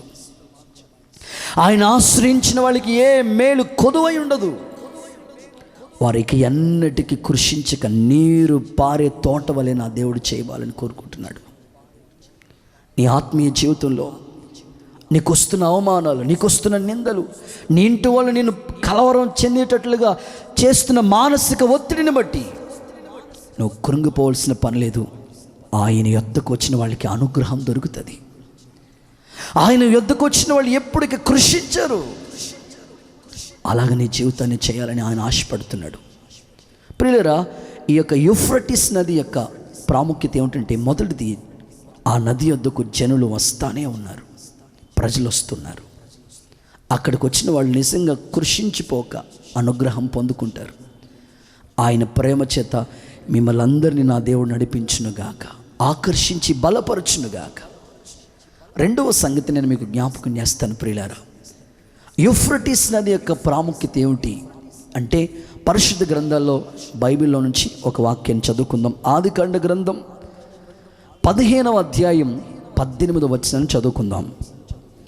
ఆ దినమందే యెహోవా ఐగుప్తు నది మొదలుకుని గొప్ప నది అయిన యూఫ్రటీస్ నది వరకు, గొప్ప నది అయిన యూఫ్రటీస్ నది వరకు ఈ దేశమును అనగా కేనీయులను, కనిజ్జీయులను, కద్మోనీయులను, హిత్తీయులను, పెరిజ్జీయులను, రెఫాయీలను, అమోరీయులను, కనానీయులను, గిర్గాషీయులను, ఎబూసీయులను నీ సంతానమునకు ఇచ్చున్నానని అబ్రహాముతో నిబంధన చేశాను. చదవబడిన ఈ వాక్య భాగంలో రెండవదిగా ఆ నది యొక్క యూఫ్రటీస్ నది యొక్క ప్రాముఖ్యత ఏమిటంటే, ఆ నది గొప్ప నది. గొప్ప నది అయిన యూఫ్రటీస్ అనే మాట అక్కడ చూడగలుగుతున్నాం ప్రియులారా. నిజంగా దేవుని ప్రేమ చాలా గొప్పది. ఆయన ప్రేమకు కొలతలు లేవు, ఆయన ప్రేమకు హద్దులు లేవు. చాలా గొప్పది దేవుని ప్రేమ. ఈరోజు ప్రభు తన వాక్యపు వెలుగులో నీతో మాట్లాడుతున్నాడు ప్రియులారా. దేవుడు ఎంతో ప్రేమను మన మీద కురిపిస్తున్నాడు. ఎంతో గొప్పది ఆయన ప్రేమ. యూఫ్రటీస్ నది చాలా గొప్పది. మనం చెప్పుకున్న నదులన్నిటిలో కల్లా పెద్ద నది యూఫ్రటీస్ నది. పీషోను నది కన్నా, ఆ తర్వాత గీహోను నది, హిద్దీకెల్ నది కన్నా పెద్ద మహానది అని మరొక చోట రాయబడింది. చాలా గొప్పది నది. ఆ నీళ్లు చాలా వేగంగా ప్రవహిస్తున్నాయి. ఇంచుమించు 1800 కిలోమీటర్ల వేగంతో ప్రయాణం చేస్తున్నాయంట ఆ నీళ్లు, చరిత్ర చెప్తుంది. కాబట్టి అంత గొప్ప నది. అలాగే దేవుని ప్రేమ కూడా చాలా గొప్పది, చాలా గొప్పది దేవుని ప్రేమ. ఒకవేళ మనుషుల్ని తృణీకరించిన దేవుని ప్రేమ మాత్రం నేను ఎప్పుడు కూడా ఆదరిస్తుంటుంది, ధైర్యపరుస్తుంది. దేవుని ప్రేమ చాలా గొప్పది ప్రియులారా. కొన్ని సందర్భాలు బైబిల్ గ్రంథంలోంచి నేను మీకు జ్ఞాపకం చేయడానికి ఇష్టపడుతున్నాను. సంఘంలో విశ్వాసులు సాటి సహోదరుడి పట్ల దేవుని ప్రేమ మనం కనపరచాలి ప్రియులారా. మనం సంఘంలో అందరం విశ్వాసులు ఒకరికి ఒకరు సాటి సహోదరులం కాబట్టి సహోదరుల ఐక్యత కలిగి ఉండుట ఎంత మేలు, ఎంత మనోహరము. అక్కడ శాశ్వత జీవం, ఆశీర్వాదం ఉండాలని దేవుడు ఆజ్ఞాపించాడు. కనుక దేవుని ప్రేమను ఖచ్చితంగా మనం పొందిన వారిగా ఉండాలని, ఆయన ప్రేమ చేత అనేకుల్ని ప్రేమించేవారిగా ఉండాలని దేవుడు కోరుకుంటున్నాడు. అందుకే బైబిల్ గ్రంథంలో ఒక వాక్యాన్ని నేను మీకు చదివిస్తాను. అపోస్తులైన పౌలు రోమీయులకు రాసిన పత్రిక 12వ అధ్యాయం 10వ వచనాన్ని చదువుకుందాం. సహోదర ప్రేమ విషయంలో, సహోదర ప్రేమ విషయంలో ఒకనియందు ఒకడు అనురాగం గలవారై, ఒకనియందు ఒకడు అనురాగం గలవారై, ఘనత విషయంలో ఒకరినొకడు గొప్పగా ఘనత విషయంలో ఒకరికొకరు గొప్పగా ఎంచుకోండి అనే అద్భుతమైన మాట కనబడుతున్న సందర్భాన్ని మనం చూస్తున్నాం. సహోదర ప్రేమ విషయంలో ఒకరికొకడు గొప్పగా ఎంచుకోండి. దేవుని ప్రేమను మీరు గొప్పగా ఎంచుకోండి. సహోదర ప్రేమ సంఘములో ఈ రోజున సహోదర ప్రేమ లేదు. అన్నది ఇంకా ప్రవహిస్తుంటే దేవుని ప్రేమను పొందుకున్న నీవు నిజంగా ఆ ప్రేమ ఎంత గొప్పదో నీ ప్రేమ కూడా అంత గొప్పగా ఉండాలని దేవుడు ఆశపడుతున్నాడు. సహోదర ప్రేమను కలిగిన వ్యక్తిగా నీవు ఉండాలని దేవుడు ఆకాంక్షించి ఈ మాటలు నీకు తెలియజేస్తున్నాడు. అలాంటి ప్రేమకు నువ్వు పాత్రుడు కావాలని దేవుని సేవకుడిగా నేను ఈ మాటలన్నీ మీకు తెలియజేస్తున్నాను ప్రియులారా. మీ వ్యక్తిత్వంలో, మీ వ్యక్తిగత జీవితంలో ఒకేలా దేవుని ప్రేమను ఇంకా పొందుకోకుండా ఉన్నావేమో. ఇకనైనా దేవుని ప్రేమకు నువ్వు అర్హుడిగా మార్చబడాలి, పాత్రుడిగా మార్చబడాలి. ఆయన ప్రేమ యొక్క ఔన్నత్యాన్ని, ఆయన ప్రేమ యొక్క గొప్పతనాన్ని నువ్వు గుర్తించి సాటి సహోదరుని ప్రేమించే ఆ ప్రేమ నీలోకి రావాలని ప్రభు కోరుకుంటున్నాడు. ఒకరికొకడు గొప్పగా ఎంచుకోండి అంటున్నాడు దేవుడు.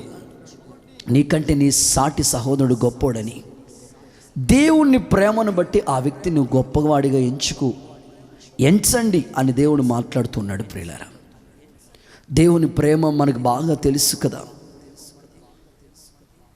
దారి తప్పిపోయిన వ్యక్తుల్ని కూడా ఇంకా దేవుడు ప్రేమిస్తున్నాడు. దూరమైపోయిన వాళ్ళని కూడా దేవుడు ఇంకా ప్రేమిస్తున్నాడు. ఆ తండ్రి ప్రేమ ఎంత గొప్పదంటే, తప్పిపోయి అన్నీ పోగొట్టుకుని ఆస్తి అంతా పట్టుకుని వెళ్ళి సర్వనాశనం చేసేసిన ఇంకా చేతులు చాపి ఆ కుమారుడిని చేర్చుకున్నాడు. చూసారా, ఆయన ప్రేమ ఎంత గొప్పది. దారిలో వెళుతూ ఉంటుంటే, యెరూషలేము నుంచి యెరికోకు వెళ్ళిపోతూ ఉంటుంటే, మార్గ మధ్యలో దొంగోడు పట్టుకుని వస్త్రాలు తీసుకుని కొర ప్రాణంతో విడిచిపెడితే, లేవీయుడు వెళ్ళిన, యాజకుడు వెళ్ళిన ఎవరు పట్టించుకోకుండా మంచి సమరయుడిగా ఉండి ఆ వ్యక్తి మీద జాలిపడి గాయాలు కట్టి పూటకొని వాళ్ళ ఇంటికి తీసుకుని వెళ్ళి ప్రేమించిన దేవుని ప్రేమ ఎంత గొప్పది ప్రియులారా. కాబట్టి దేవుని ప్రేమ చాలా విలువైనది. ఆయన ప్రేమకు ఎవరు దూరం కావకూడదు. దేవుని ప్రేమ చాలా గొప్పది అని ఈ సమయంలో ప్రభువు మనతో మాట్లాడుతున్నాడు. పిల్లలు, మీకు అందరికీ అర్థమవటం కోసం దేవుని ప్రేమ ఎంత గొప్పదు అనడానికి బైబిల్ గ్రంథంలో ఒక చరిత్ర నేను మీకు జ్ఞాపకం చేయడానికి ఇష్టపడుతున్నాను. మనకి బాగా తెలిసిన ఒక చరిత్ర మీకు జ్ఞాపకం చేయడానికి ఇష్టపడుతున్నాను. సమూయేలు మొదటి పుస్తకం 18వ అధ్యాయం 1వ వచనం చదువుకుందాం. దావీదు సౌలుతో మాట్లాడుట చాలించినప్పుడు యోనాతాను హృదయము దావీదు హృదయముతో కలిసిపోయింది. యోనాతాను దావీదును తనకు ప్రాణ స్నేహితునిగా భావించి అతన్ని ప్రేమించిన. వాస్తవంగా యోనాతాను ఎవరు? రాజకుమారుడు. దావీదు ఎవరు? గొర్రెల కాపరి. వాళ్ళిద్దరి మధ్యలో ఎంత ప్రేమ ఉందో చూడండి. ఒక రాజకుమారుడు ఒక గొర్రెలు కాసుకుంటున్న వ్యక్తిని అంతగా ప్రేమించాడంటే వాళ్ళిద్దరి మధ్యలో దేవుని ప్రేమ కనబడుతుంది ప్రియులారా. నిజంగా శాశ్వతమైన ప్రేమ. దేవుడు ఈ రోజున చాలామంది ప్రేమ ఎట్లా ఉంటుందంటే స్టేటస్ని బట్టి ఉంటుంది, అందాన్ని బట్టి ఉంటుంది, అంతస్తుని బట్టి ఉంటుంది, ఐశ్వర్యాన్ని బట్టి, పేరుని బట్టి, ఘనతను బట్టి ఉంటుంది, గొప్పతనాన్ని బట్టి ఉంటుంది. కానీ దేవుడు ఏమి చూడక ఆ వ్యక్తిని ప్రేమిస్తున్నాడు. వాళ్ళిద్దరూ ఒకరి మనసులో ఒకరు కలిసిపోయి అంట. తన తండ్రి అయితే విషయం చూపుతో చూశాడు, కానీ యోనాతాను మాత్రం స్త్రీలు చూపు ప్రేమ కన్నా గొప్ప ప్రేమతో దావీదుని ప్రేమిస్తూనే వచ్చాడు. తండ్రి ఎక్కడైతే ఈ వ్యక్తిని చంపేయాలని ఎన్ని ప్లాన్స్ వేసుకుంటున్నా ముందుగానే ఇన్ఫర్మేషన్ దావీదుకి అందజేస్తూ ఉండేవాడు యోనాతాను. ఈరోజున సంఘాల్లో ఇలాంటి ప్రేమ కావాలి. యూఫ్రటీస్ నది ఎంత గొప్పగా ఉందో సంఘంలో దేవుని ప్రేమ అంత గొప్పగా ఉండాలి. వాళ్ళు ఎలా ఉంటే నాకెందుకులే, వాళ్ళ సంగతి నాకెందుకులే అని అనుకోకూడదు, పట్టించుకోలేని వ్యక్తిగా ఉండకూడదు. సంఘంలో ఒకరిని ఒకరు సహోదర ప్రేమతో, ప్రేమానురాగాలతో గొప్పగా ఎంచుకోవాలని దేవుడు మరొక్కసారి ఈ మాటలు మీకు అందరికీ తెలియజేస్తున్నాడు ప్రియులారా. ఒకవేళ దేవుని ప్రేమను గొప్పగా ఎంచకపోతే ఈరోజు దేవుడు మాట్లాడుతున్నాడు, ఆయన ప్రేమను గొప్పగా ఎంచు. సాటి సహోదరుని నీకంటే గొప్పగా ఎంచుకో. ఆయన ప్రేమకు నువ్వు పాత్రుడు కావాలని.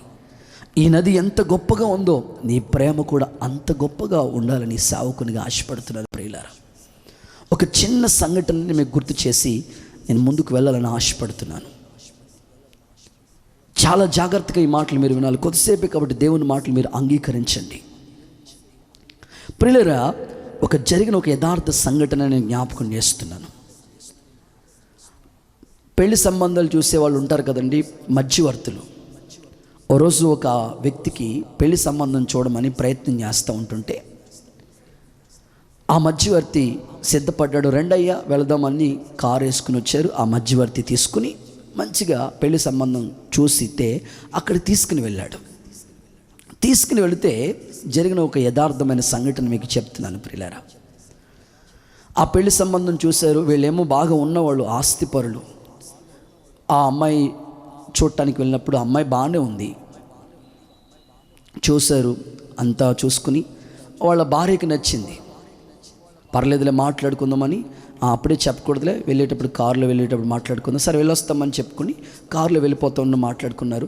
సార్ అంతా బాగానే ఉంది, కానీ అమ్మాయి కూడా ఉద్యోగం చేస్తే, అబ్బాయి ఆల్రెడీ ఉద్యోగం చేస్తున్నాడు, అమ్మాయి కూడా ఉద్యోగం చేస్తే బాగుంటుంది, మంచి కట్నం ఇస్తే బాగుంటుంది, వాళ్ళు ఏమంత స్థాయిలో లేరు కాబట్టి వద్దని చెప్పేవయ్యా అని ఈ వ్యక్తి చెప్తే మధ్యవర్తి వెంటనే ఫోన్ చేసి, అయ్యా మేము వచ్చామని చూసుకున్నాం, కానీ పెళ్ళికొడుకు వాళ్ళ నాన్నగారికి వాళ్ళకి మీరు ఎక్కువ కట్నం ఇస్తే, తర్వాత అమ్మాయి కూడా ఉద్యోగం చేస్తే బాగుంటుంది అంటున్నారు అని చెప్తే, వెంటనే ఫోన్ ఎప్పుడైతే వచ్చిందో ఈ పెళ్లి కూతురు వాళ్ళ అమ్మగారు ఇంకా కృంగిపోయారు. అయ్యో వచ్చిన సంబంధం సెట్ అయితే అంత బాగుండేది, మంచి సంబంధం వచ్చింది అయ్యో అని చాలా బాధపడిపోతుంటే ఆ అమ్మాయి అంటది, దేవుడు మనకి కావలసిన వాళ్ళనే దేవుడు మనకు అనుగ్రహిస్తాడు, అమ్మ ఎందుకు అంత అలా కృంగిపోవాల్సిన పనే ఉంది, దేవుడు నిర్ణయంలో ఉన్న వ్యక్తిని మనకు అనుగ్రహిస్తాడులే అని వాళ్ళ నాన్నగారిని అమ్మగారిని ధైర్యపరుస్తూ కొన్ని మాటలు చెప్తుంది. ఏదైనా వచ్చిన సంబంధం సెట్ అయిపోతే బాగుండు, ఒక ఇంటి వారిని చేస్తే బాగుంటుంది, ఒక ఇంటికి పంపించేస్తే బాగుంటుంది అని తల్లిదండ్రులు ఆశపడుతుంటారు. అయితే ఎప్పుడైతే వచ్చిన సంబంధం అట్లాగా కాదు అనుకుని వాళ్ళు వెళ్ళిపోయారో తల్లిదండ్రులు కొంచెం బాధపడుతున్నారు. ఈ లోపల వాళ్ళ మామయ్య ఒక సంబంధం తీసుకుని వచ్చాడట. నేను ఒక సంబంధం చూశాను, ఇప్పుడే వాళ్ళతో మాట్లాడొచ్చాను, మన ఊరు పక్క ఊరే కనుక ఆ పక్క ఊరు జస్ట్ ఎంతో దగ్గర, దూరమేం కాదు, మన అమ్మాయి మన దగ్గరే ఉన్నట్టు ఉంటుంది. అయితే ఎటొచ్చినా కాస్త మిడిల్ క్లాస్ ఫ్యామిలీ, కొంచెం మిడిల్ క్లాస్ ఫ్యామిలీ వాళ్ళది కనుక మీరు ఒక మాట అవుననుకుంటే చాలు.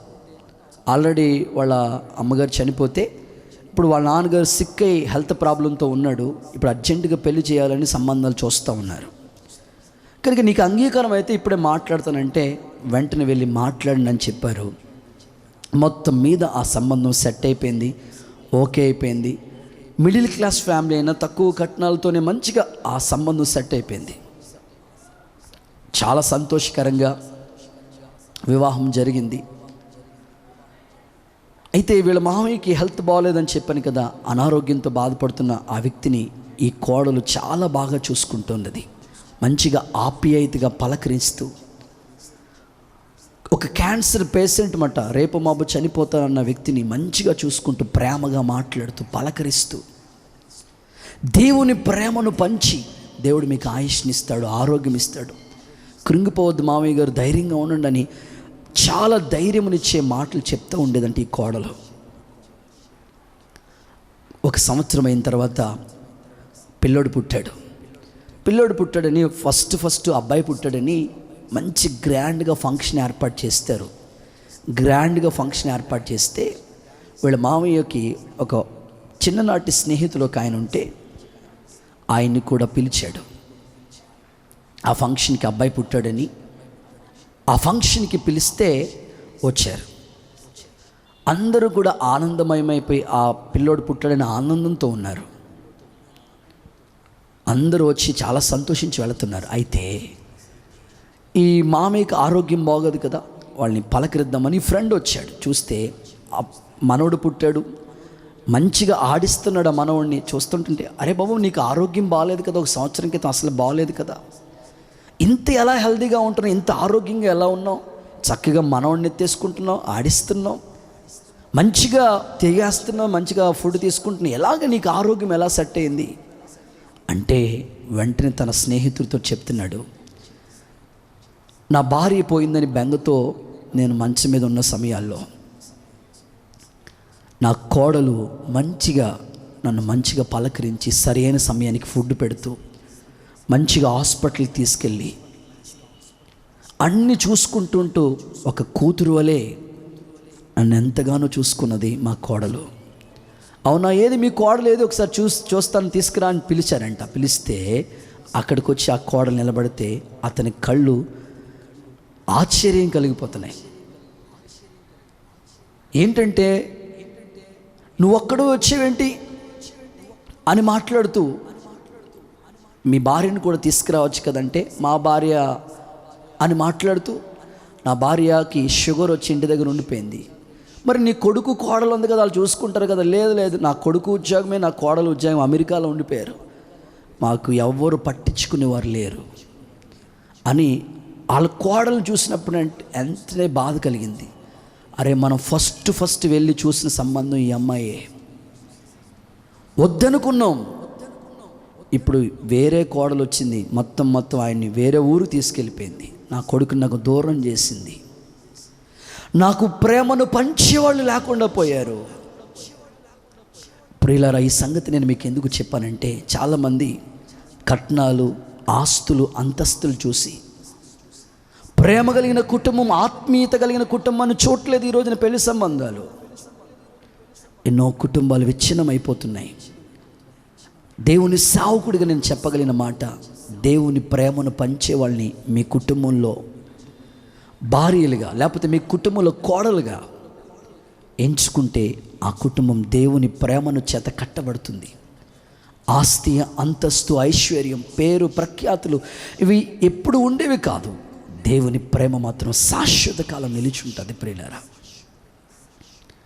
ఆ ప్రేమ కలిగిన కుటుంబం చేత మీ కుటుంబాలు కట్టబడాలని, ఆ ప్రేమ, దేవుని ప్రేమను పంచేవారిగా మీ కుటుంబాలు ఉండాలని దేవుని సేవకునిగా నేను ఆశపడుతున్న యోనాతాను, దావీదుల మధ్యలో ఒక నిబంధన ఉన్నది. ఆ నిబంధన బట్టి వాళ్ళ ప్రేమ శాశ్వత కాలం నిలిచిపోయింది. ఈ రోజున దేవుని ప్రేమ చేత సంఘాలు కట్టబడాలి. దేవుని ప్రేమ గొప్ప ప్రేమ కనుక ఆ నది వలె నీళ్ళు ఎలా ప్రవహిస్తాయో ఆ ప్రేమ అలాగ ప్రవహించాలి. అటువంటి శ్రేష్టమైన కృప దేవుడు మీకు ఇవ్వాలని దైవ సేవకునిగా నేను ఆశపడుతున్నాను. ఇక చివరిది, మూడో మాట నేను చెప్పడానికి ఇష్టపడుతున్నాను.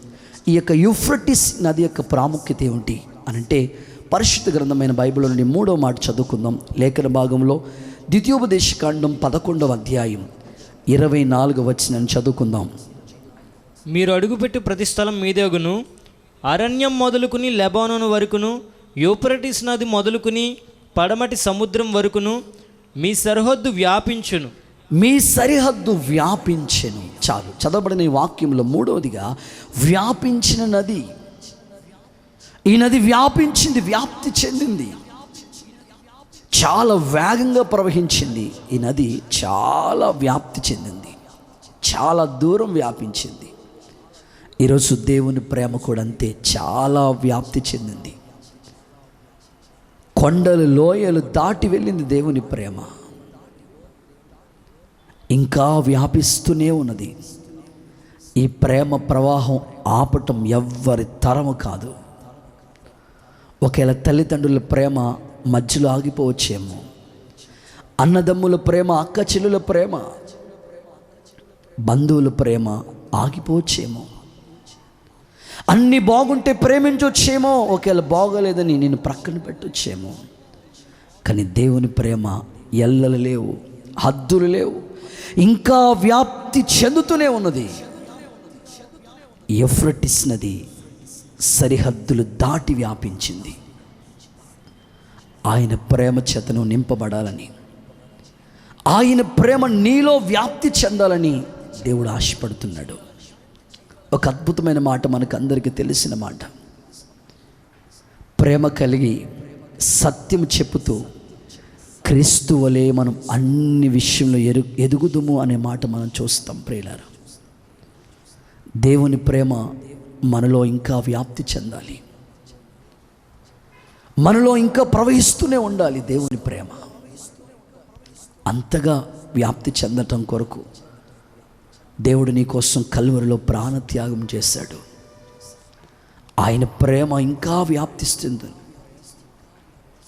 మన ప్రాంతాలకి, మన జిల్లాకి, మన ప్రదేశాలకి, మన దేశానికి ఎంతోమంది గొప్ప గొప్ప మిషనరీలు ఆయన ప్రేమను తీసుకుని వచ్చారు.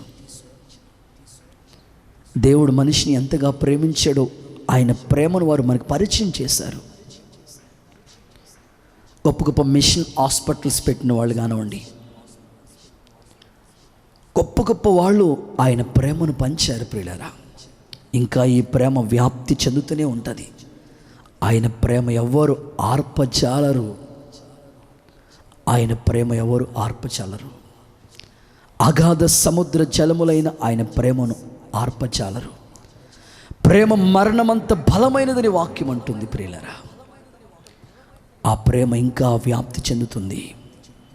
బైబిల్ గ్రంథంలో ఒక వాక్యాన్ని మీకు చదివిస్తాను. పరమగీతాల గ్రంథం 1వ అధ్యాయం 12వ వచనాన్ని మీరు చూడండి.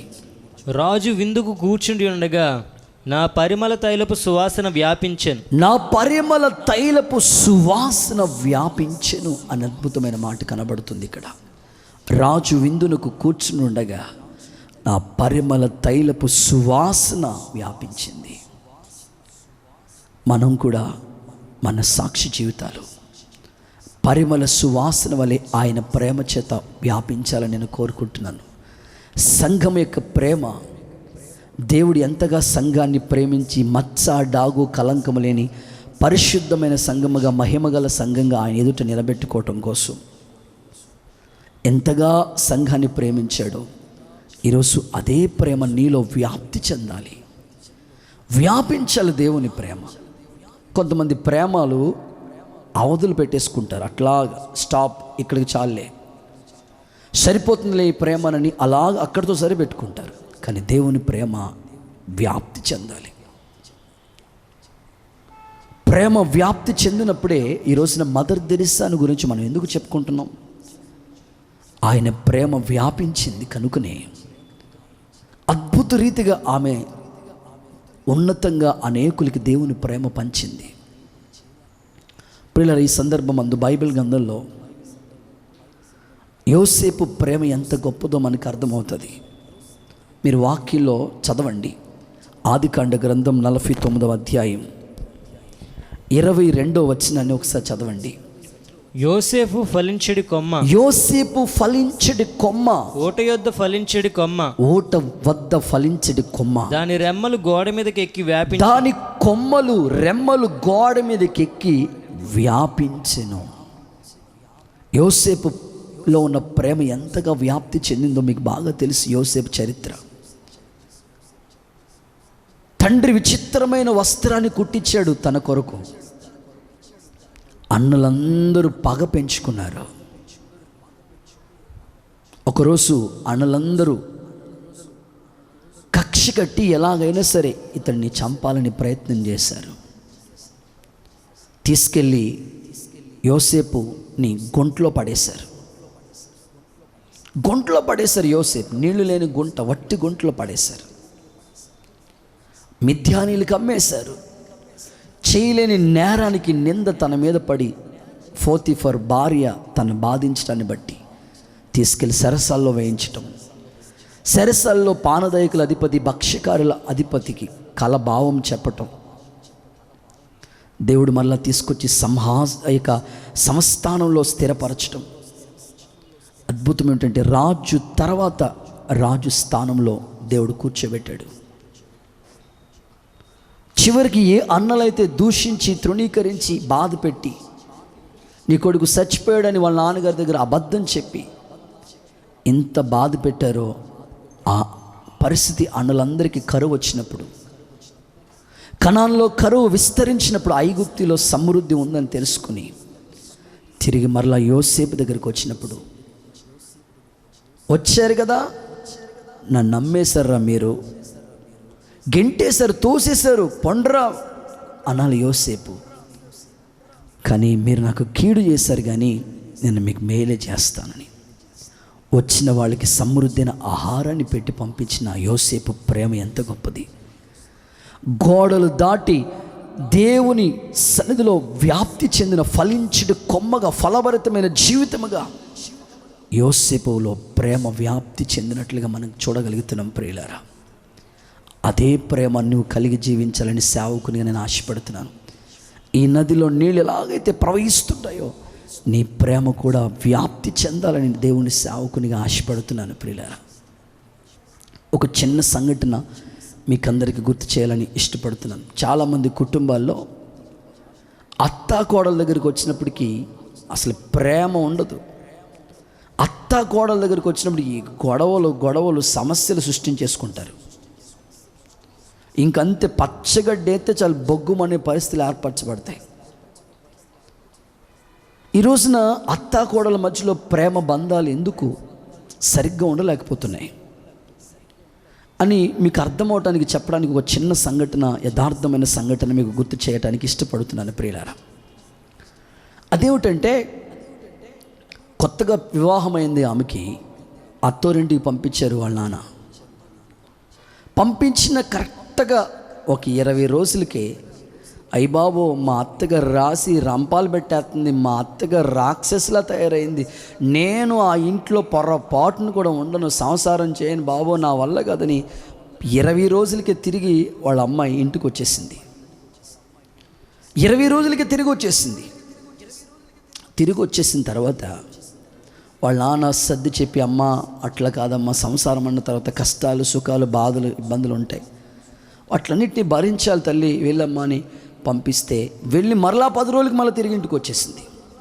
ఇంటికి వచ్చేసి వాళ్ళ నాన్నతో అంటది, మా ఆయన చాలా మంచోడు, కానీ మా అత్తగారే మా ఇద్దరికి గొడవలు పెట్టేస్తుంది, మా అత్తగారే బాధ హింస చేస్తుంది, చాలా బాధ పెడుతుంది, నేను మా అత్తగారితో ఉండటం నా వల్ల కాదు, నాకేమనిపిస్తుందో తెలుసా నాన్న, ఏదైనా విషయం ఇచ్చి మా అత్తగారిని చంపేస్తాను. వాళ్ళ నాన్న ఎన్ని చెప్పినా సరే వింటలేదు ఈ పాప. అమ్మ అట్లా అనకూడదమ్మా, అత్తగారంటే తల్లితో సమానం, అత్తగారిని చంపేస్తావా ఏంటి నువ్వు మాట్లాడి వాళ్ళ నాన్న ఎన్ని చెప్పినా సరే కుదరదు డాడీ, నాకు ఏదైనా విషయం ఇచ్చి పంపించే, ఎలాగైనా సరే మా అత్తగారిని చంపేస్తానని చెప్పి మొత్తం మీద వాళ్ళ నాన్న ఆలోచించి ఎలాగే ఈ అమ్మాయికి చెప్పాలి అని ఆలోచించి సరే నేను విషయం ఇస్తాను, ఇదిగో నువ్వు ఒకేసారి ఈ విషయం పెట్టకూడదు, ఒకవేళ ఈ విషయం పెడితే నువ్వే చంపేసావని తెలిసిపోతుంది ఇంట్లో, కాబట్టి కొంచెం అన్నం పెట్టేటప్పుడు అన్నంలో కొంచెం జస్ట్ కొంచెం కలిపి పెడతా ఉంటే సరిగ్గా ఒక 4 రోజులకి మీ అత్తగారు బకెట్ తన్నేస్తారు, కాబట్టి ఒకేసారి పెట్టకూడదు అని చెప్తే సరే అని ఇచ్చిన ఆ మందు తీసుకుని వెళ్ళిపోయింది. ఈరోజు ఎలాగైనా సరే మా అత్తగారి సంగతి చూస్తాను, చంపేస్తాను అని ఆయన వెళ్ళిపోయే ముందు ఆ నాన్నగారు చెప్పారట, ఇదిగో మరి నువ్వు ఈ విషయం పెడుతున్నావు కాబట్టి, ఈ మందు పెడుతున్నావు కాబట్టి మరి మీ అత్తగారిని బాగా చూసుకోవాలి, బాగా చూసుకుంటేనే మంచిగా ఈ మందు పని చేస్తుంది అని చెప్తే, సర్లే చచ్చిపోతుంది కదా 4 రోజులు, చచ్చిపోతలే వెళ్ళు మొత్తం మీద పట్టుకెళ్ళాడు. పట్టుకెళ్ళింది ఆ మందు, వాళ్ళ నాన్న ఇచ్చిన మందు పట్టుకెళ్ళి మంచిగా వాళ్ళ అత్తగారికి 2 పూట్ల అన్నం పెడుతుంది, అన్ని బట్టలు ఉతుకు పెడుతుంది, అంతే చాలా మంచి ప్రేమ చూపిస్తూ ఉంది, చాలా మంచి ప్రేమ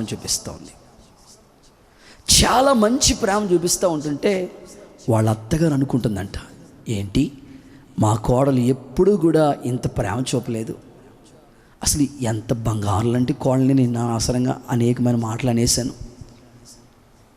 ఏ బాబాయ్ మా పిల్లోని పిలిచి చెప్తాను, రేపు నుంచి మీ భార్యని ఏమనుకు, అన్నీ తీసుకురా, మంచిగా ఫుడ్డు కావాల్సినవన్నీ మంచి కాస్ట్లీ వస్తువులన్నీ పట్టుకురా, మంచిగా చూసుకుందాం, నా కూతురు ఉంది అని చాలా కోడలు ప్రేమను చూసి అత్తగారు చాలా ప్రేమగా మాట్లాడిందంట. ఇరుగు పొరుగుతో చెప్తుందంట, మా కోడలు అసలు ఏం కోడలు, చాలా మంచిగా ఉంది.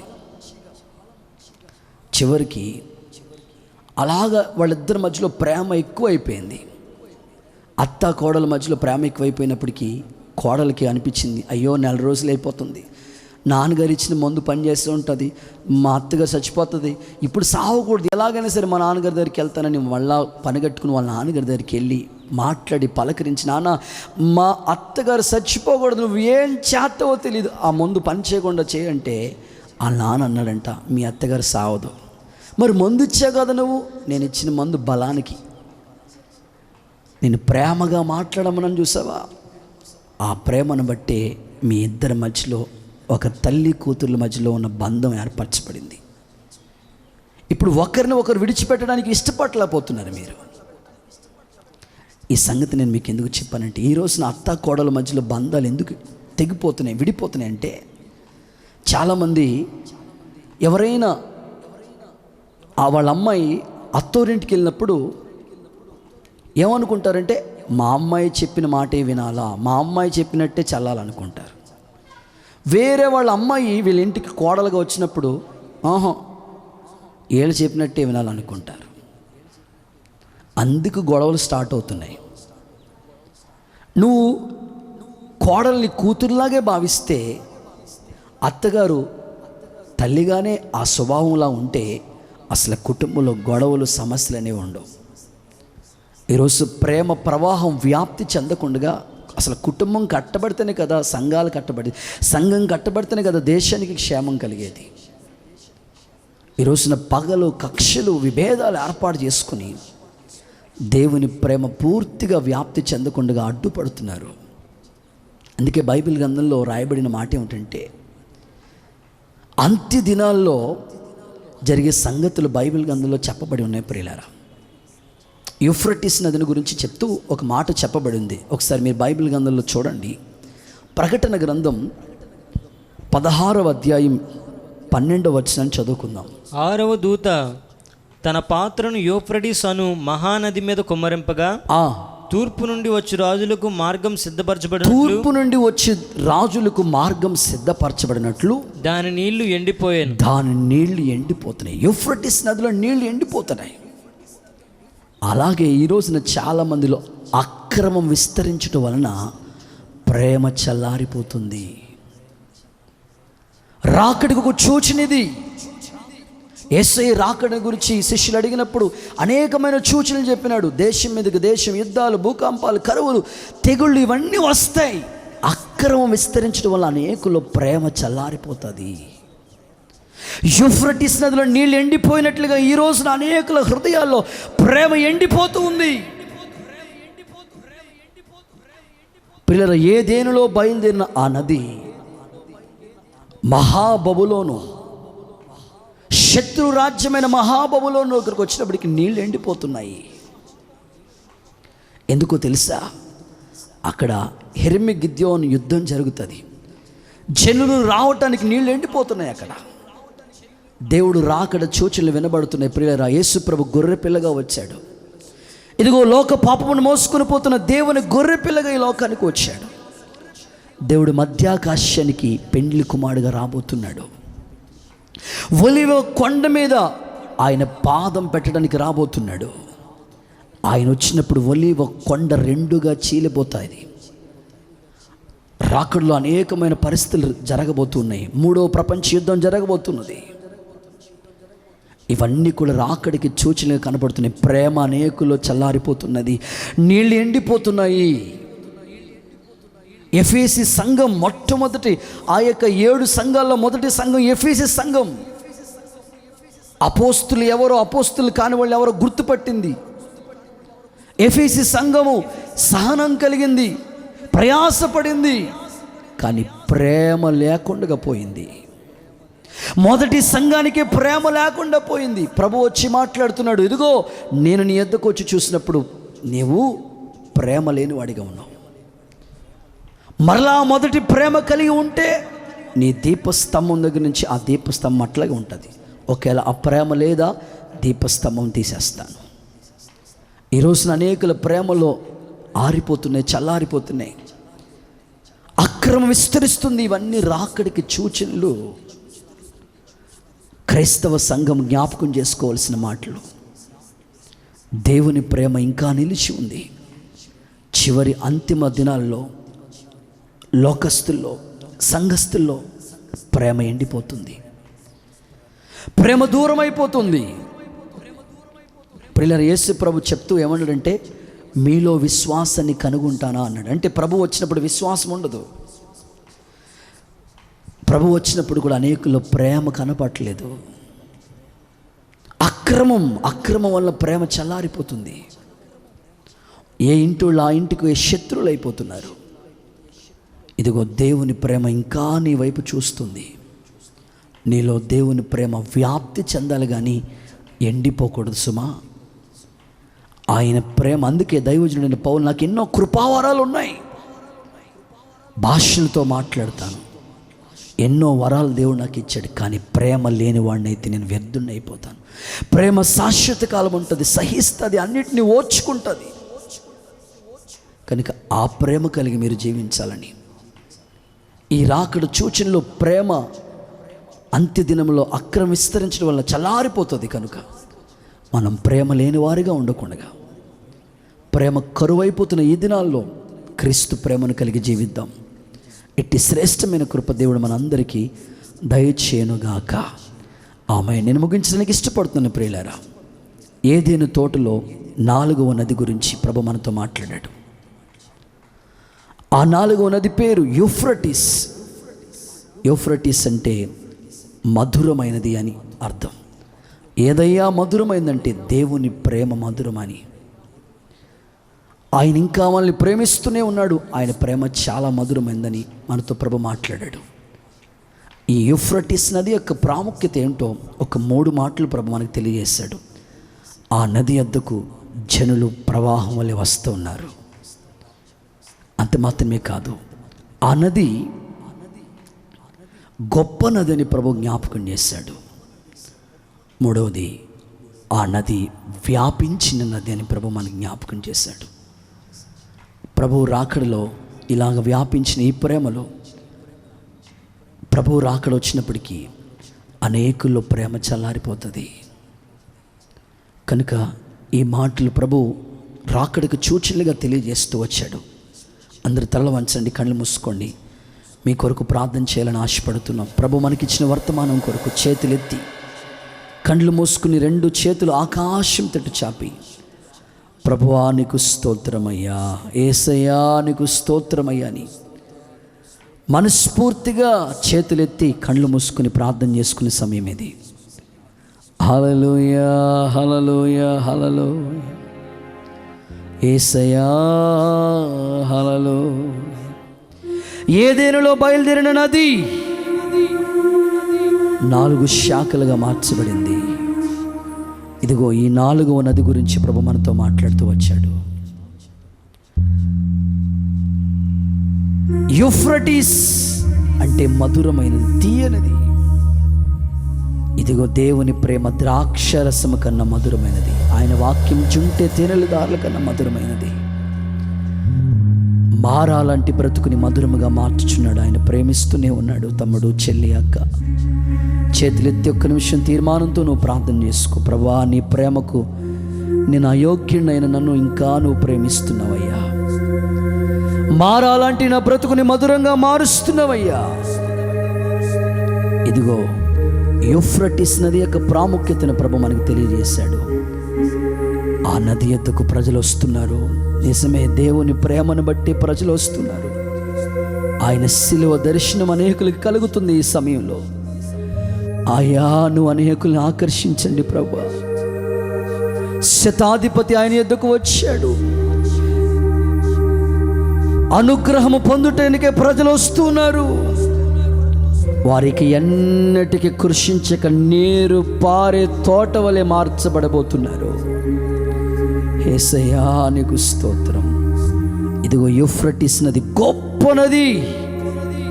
ఆయన ప్రేమ కూడా చాలా గొప్పది, అవధులు లేని ప్రేమ. ఆయన ఇదిగో దావీదు, యోనాతానుల ప్రేమను మనకి జ్ఞాపకం చేశాడు. ప్రభా, ప్రేమ కలిగి సంఘంలో ఉండటానికి సహాయం చేయండి. ఇదిగో ఆ యూఫ్రటీస్ నది వ్యాపిస్తూనే ఉన్నది, వ్యాపిస్తూనే ఉన్నది.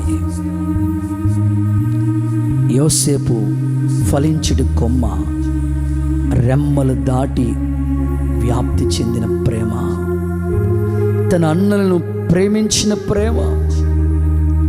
ఈరోజు నీలో ఆ ప్రేమ మధురము కావాలని కోరుకుంటున్నాడు. ఇదిగో రాకడ సూచనలో అక్రమం విస్తరించడం వల్ల ప్రేమ కొదువైపోతుందట. ఆ చివరికి యూఫ్రటీస్ నది ఎండిపోయింది. ప్రభు రాకడలో ప్రేమ కరువైపోతుంది. ఇది ఒక సూచన. హల్లెలూయా, హల్లెలూయా. ప్రభు మనకు ఇంతవరకు ఇచ్చిన వాక్య సందేశం కొరకు చేతులెత్తి స్తోత్రాలు చెల్లిద్దాం. స్తోత్రం, స్తోత్రం, స్తోత్రం, స్తోత్రం. నీ ప్రేమ నాలో మధురమైనది, అది నా ఊహ కందని క్షేమ శిఖరము.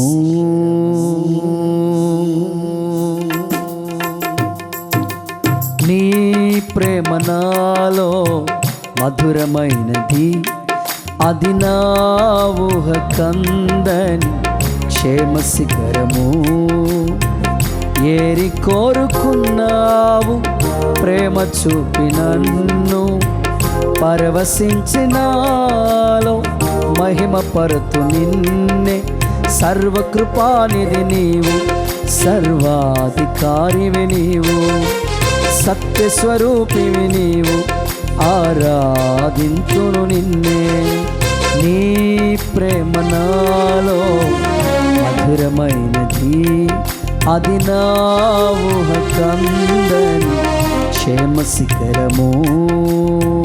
చప్పట్లు కొడుతూ తీర్మానంతో ప్రార్థన చేసుకుందాం. గ్లోరీ, హల్లెలూయా.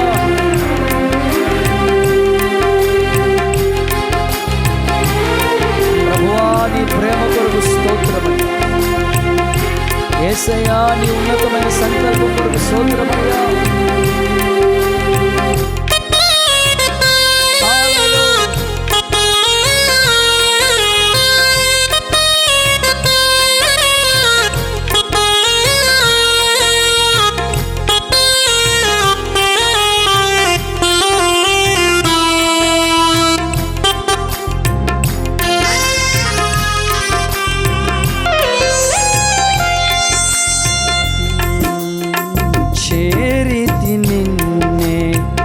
విరిగిన మనస్సుతో కాదనలేదే నా మనవులు నీవు. చేరితి నిన్నే విరిగిన మనస్సుతో కాదనలేదే నా మనవులు నీ. హృదయము నిండిన గానం నన్ను నడిపే ప్రేమ కావ్యం. నిరతము నాలో నీవే చెరగని దివ్య రూపం. హృదయము నిండిన గానం నన్ను నడిపే ప్రేమ కావ్యం. నిరతము నాలో నీవే చెరగని దివ్య రూపం. ఇది నీ బాహుబంధం అనుబంధమ తేజో విరాజా. స్తుతి మహిమలు నీకే నా యేసు రాజా, ఆరాధన నీకే. నీ ప్రేమ నాలో మధురమైనది, అది నా ఊహ కందని క్షేమ శిఖరము. నీ ప్రేమ నాలో మధురమైనది, అది నా ఊహ కందని క్షేమ శిఖరము. ఏరి కోరుకున్నావు ప్రేమ చూపి నన్ను, పరవశించినాలో మహిమ పరుతు నిన్నే. సర్వకృపానిధి నీవు, సర్వాధికారివి నీవు, సత్యస్వరూపివి నీవు, ఆరాధింతును నిన్నే. సర్వకృపానిధి నీవు, సర్వాధికారివి నీవు, సత్యస్వరూపివి నీవు, ఆరాధింతును నిన్నే. విత్తబడిన వాక్యమంలో ఫలించినట్లుగా స్తోత్రాలు చెల్లిద్దాం. స్తోత్రాలు, స్తోత్రం. ప్రార్థన చేసుకుందాం. ప్రార్థన. స్తోత్రం, స్తోత్రం, స్తోత్రం, స్తోత్రం. సర్వశక్తిమంతుడా స్తోత్రం, స్తోత్రం, స్తోత్రం, స్తోత్రం.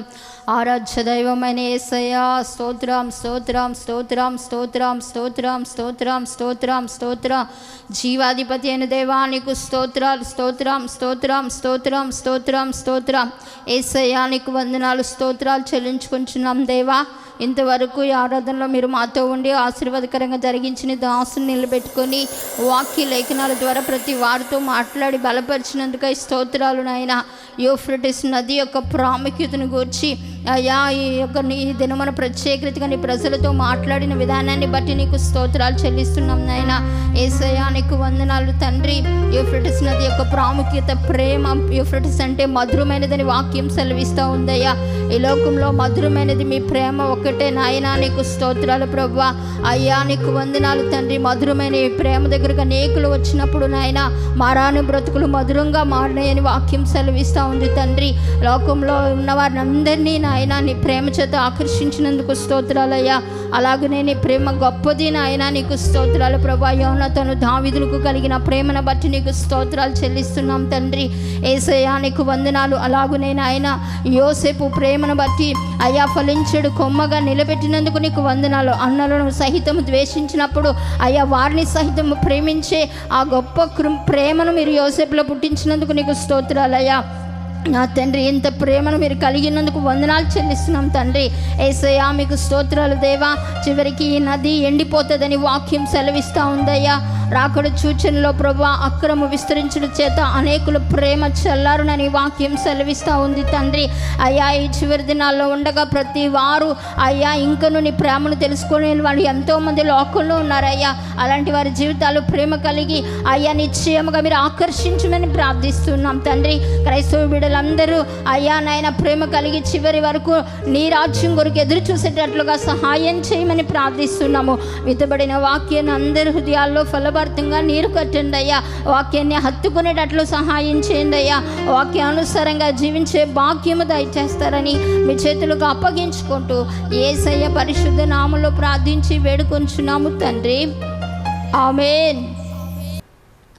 మన ప్రభు అయిన యేసుక్రీస్తు కృప, తండ్రి అయిన దేవుని ప్రేమ, పరిశుద్ధాత్మని అన్యోన్య సహవాసం సదాకాలం మనకి తోడై కాపాడి ఆయన రాకడ కొరకు సిద్ధపరచునుగాక. Amen, amen, amen. Praise the lord.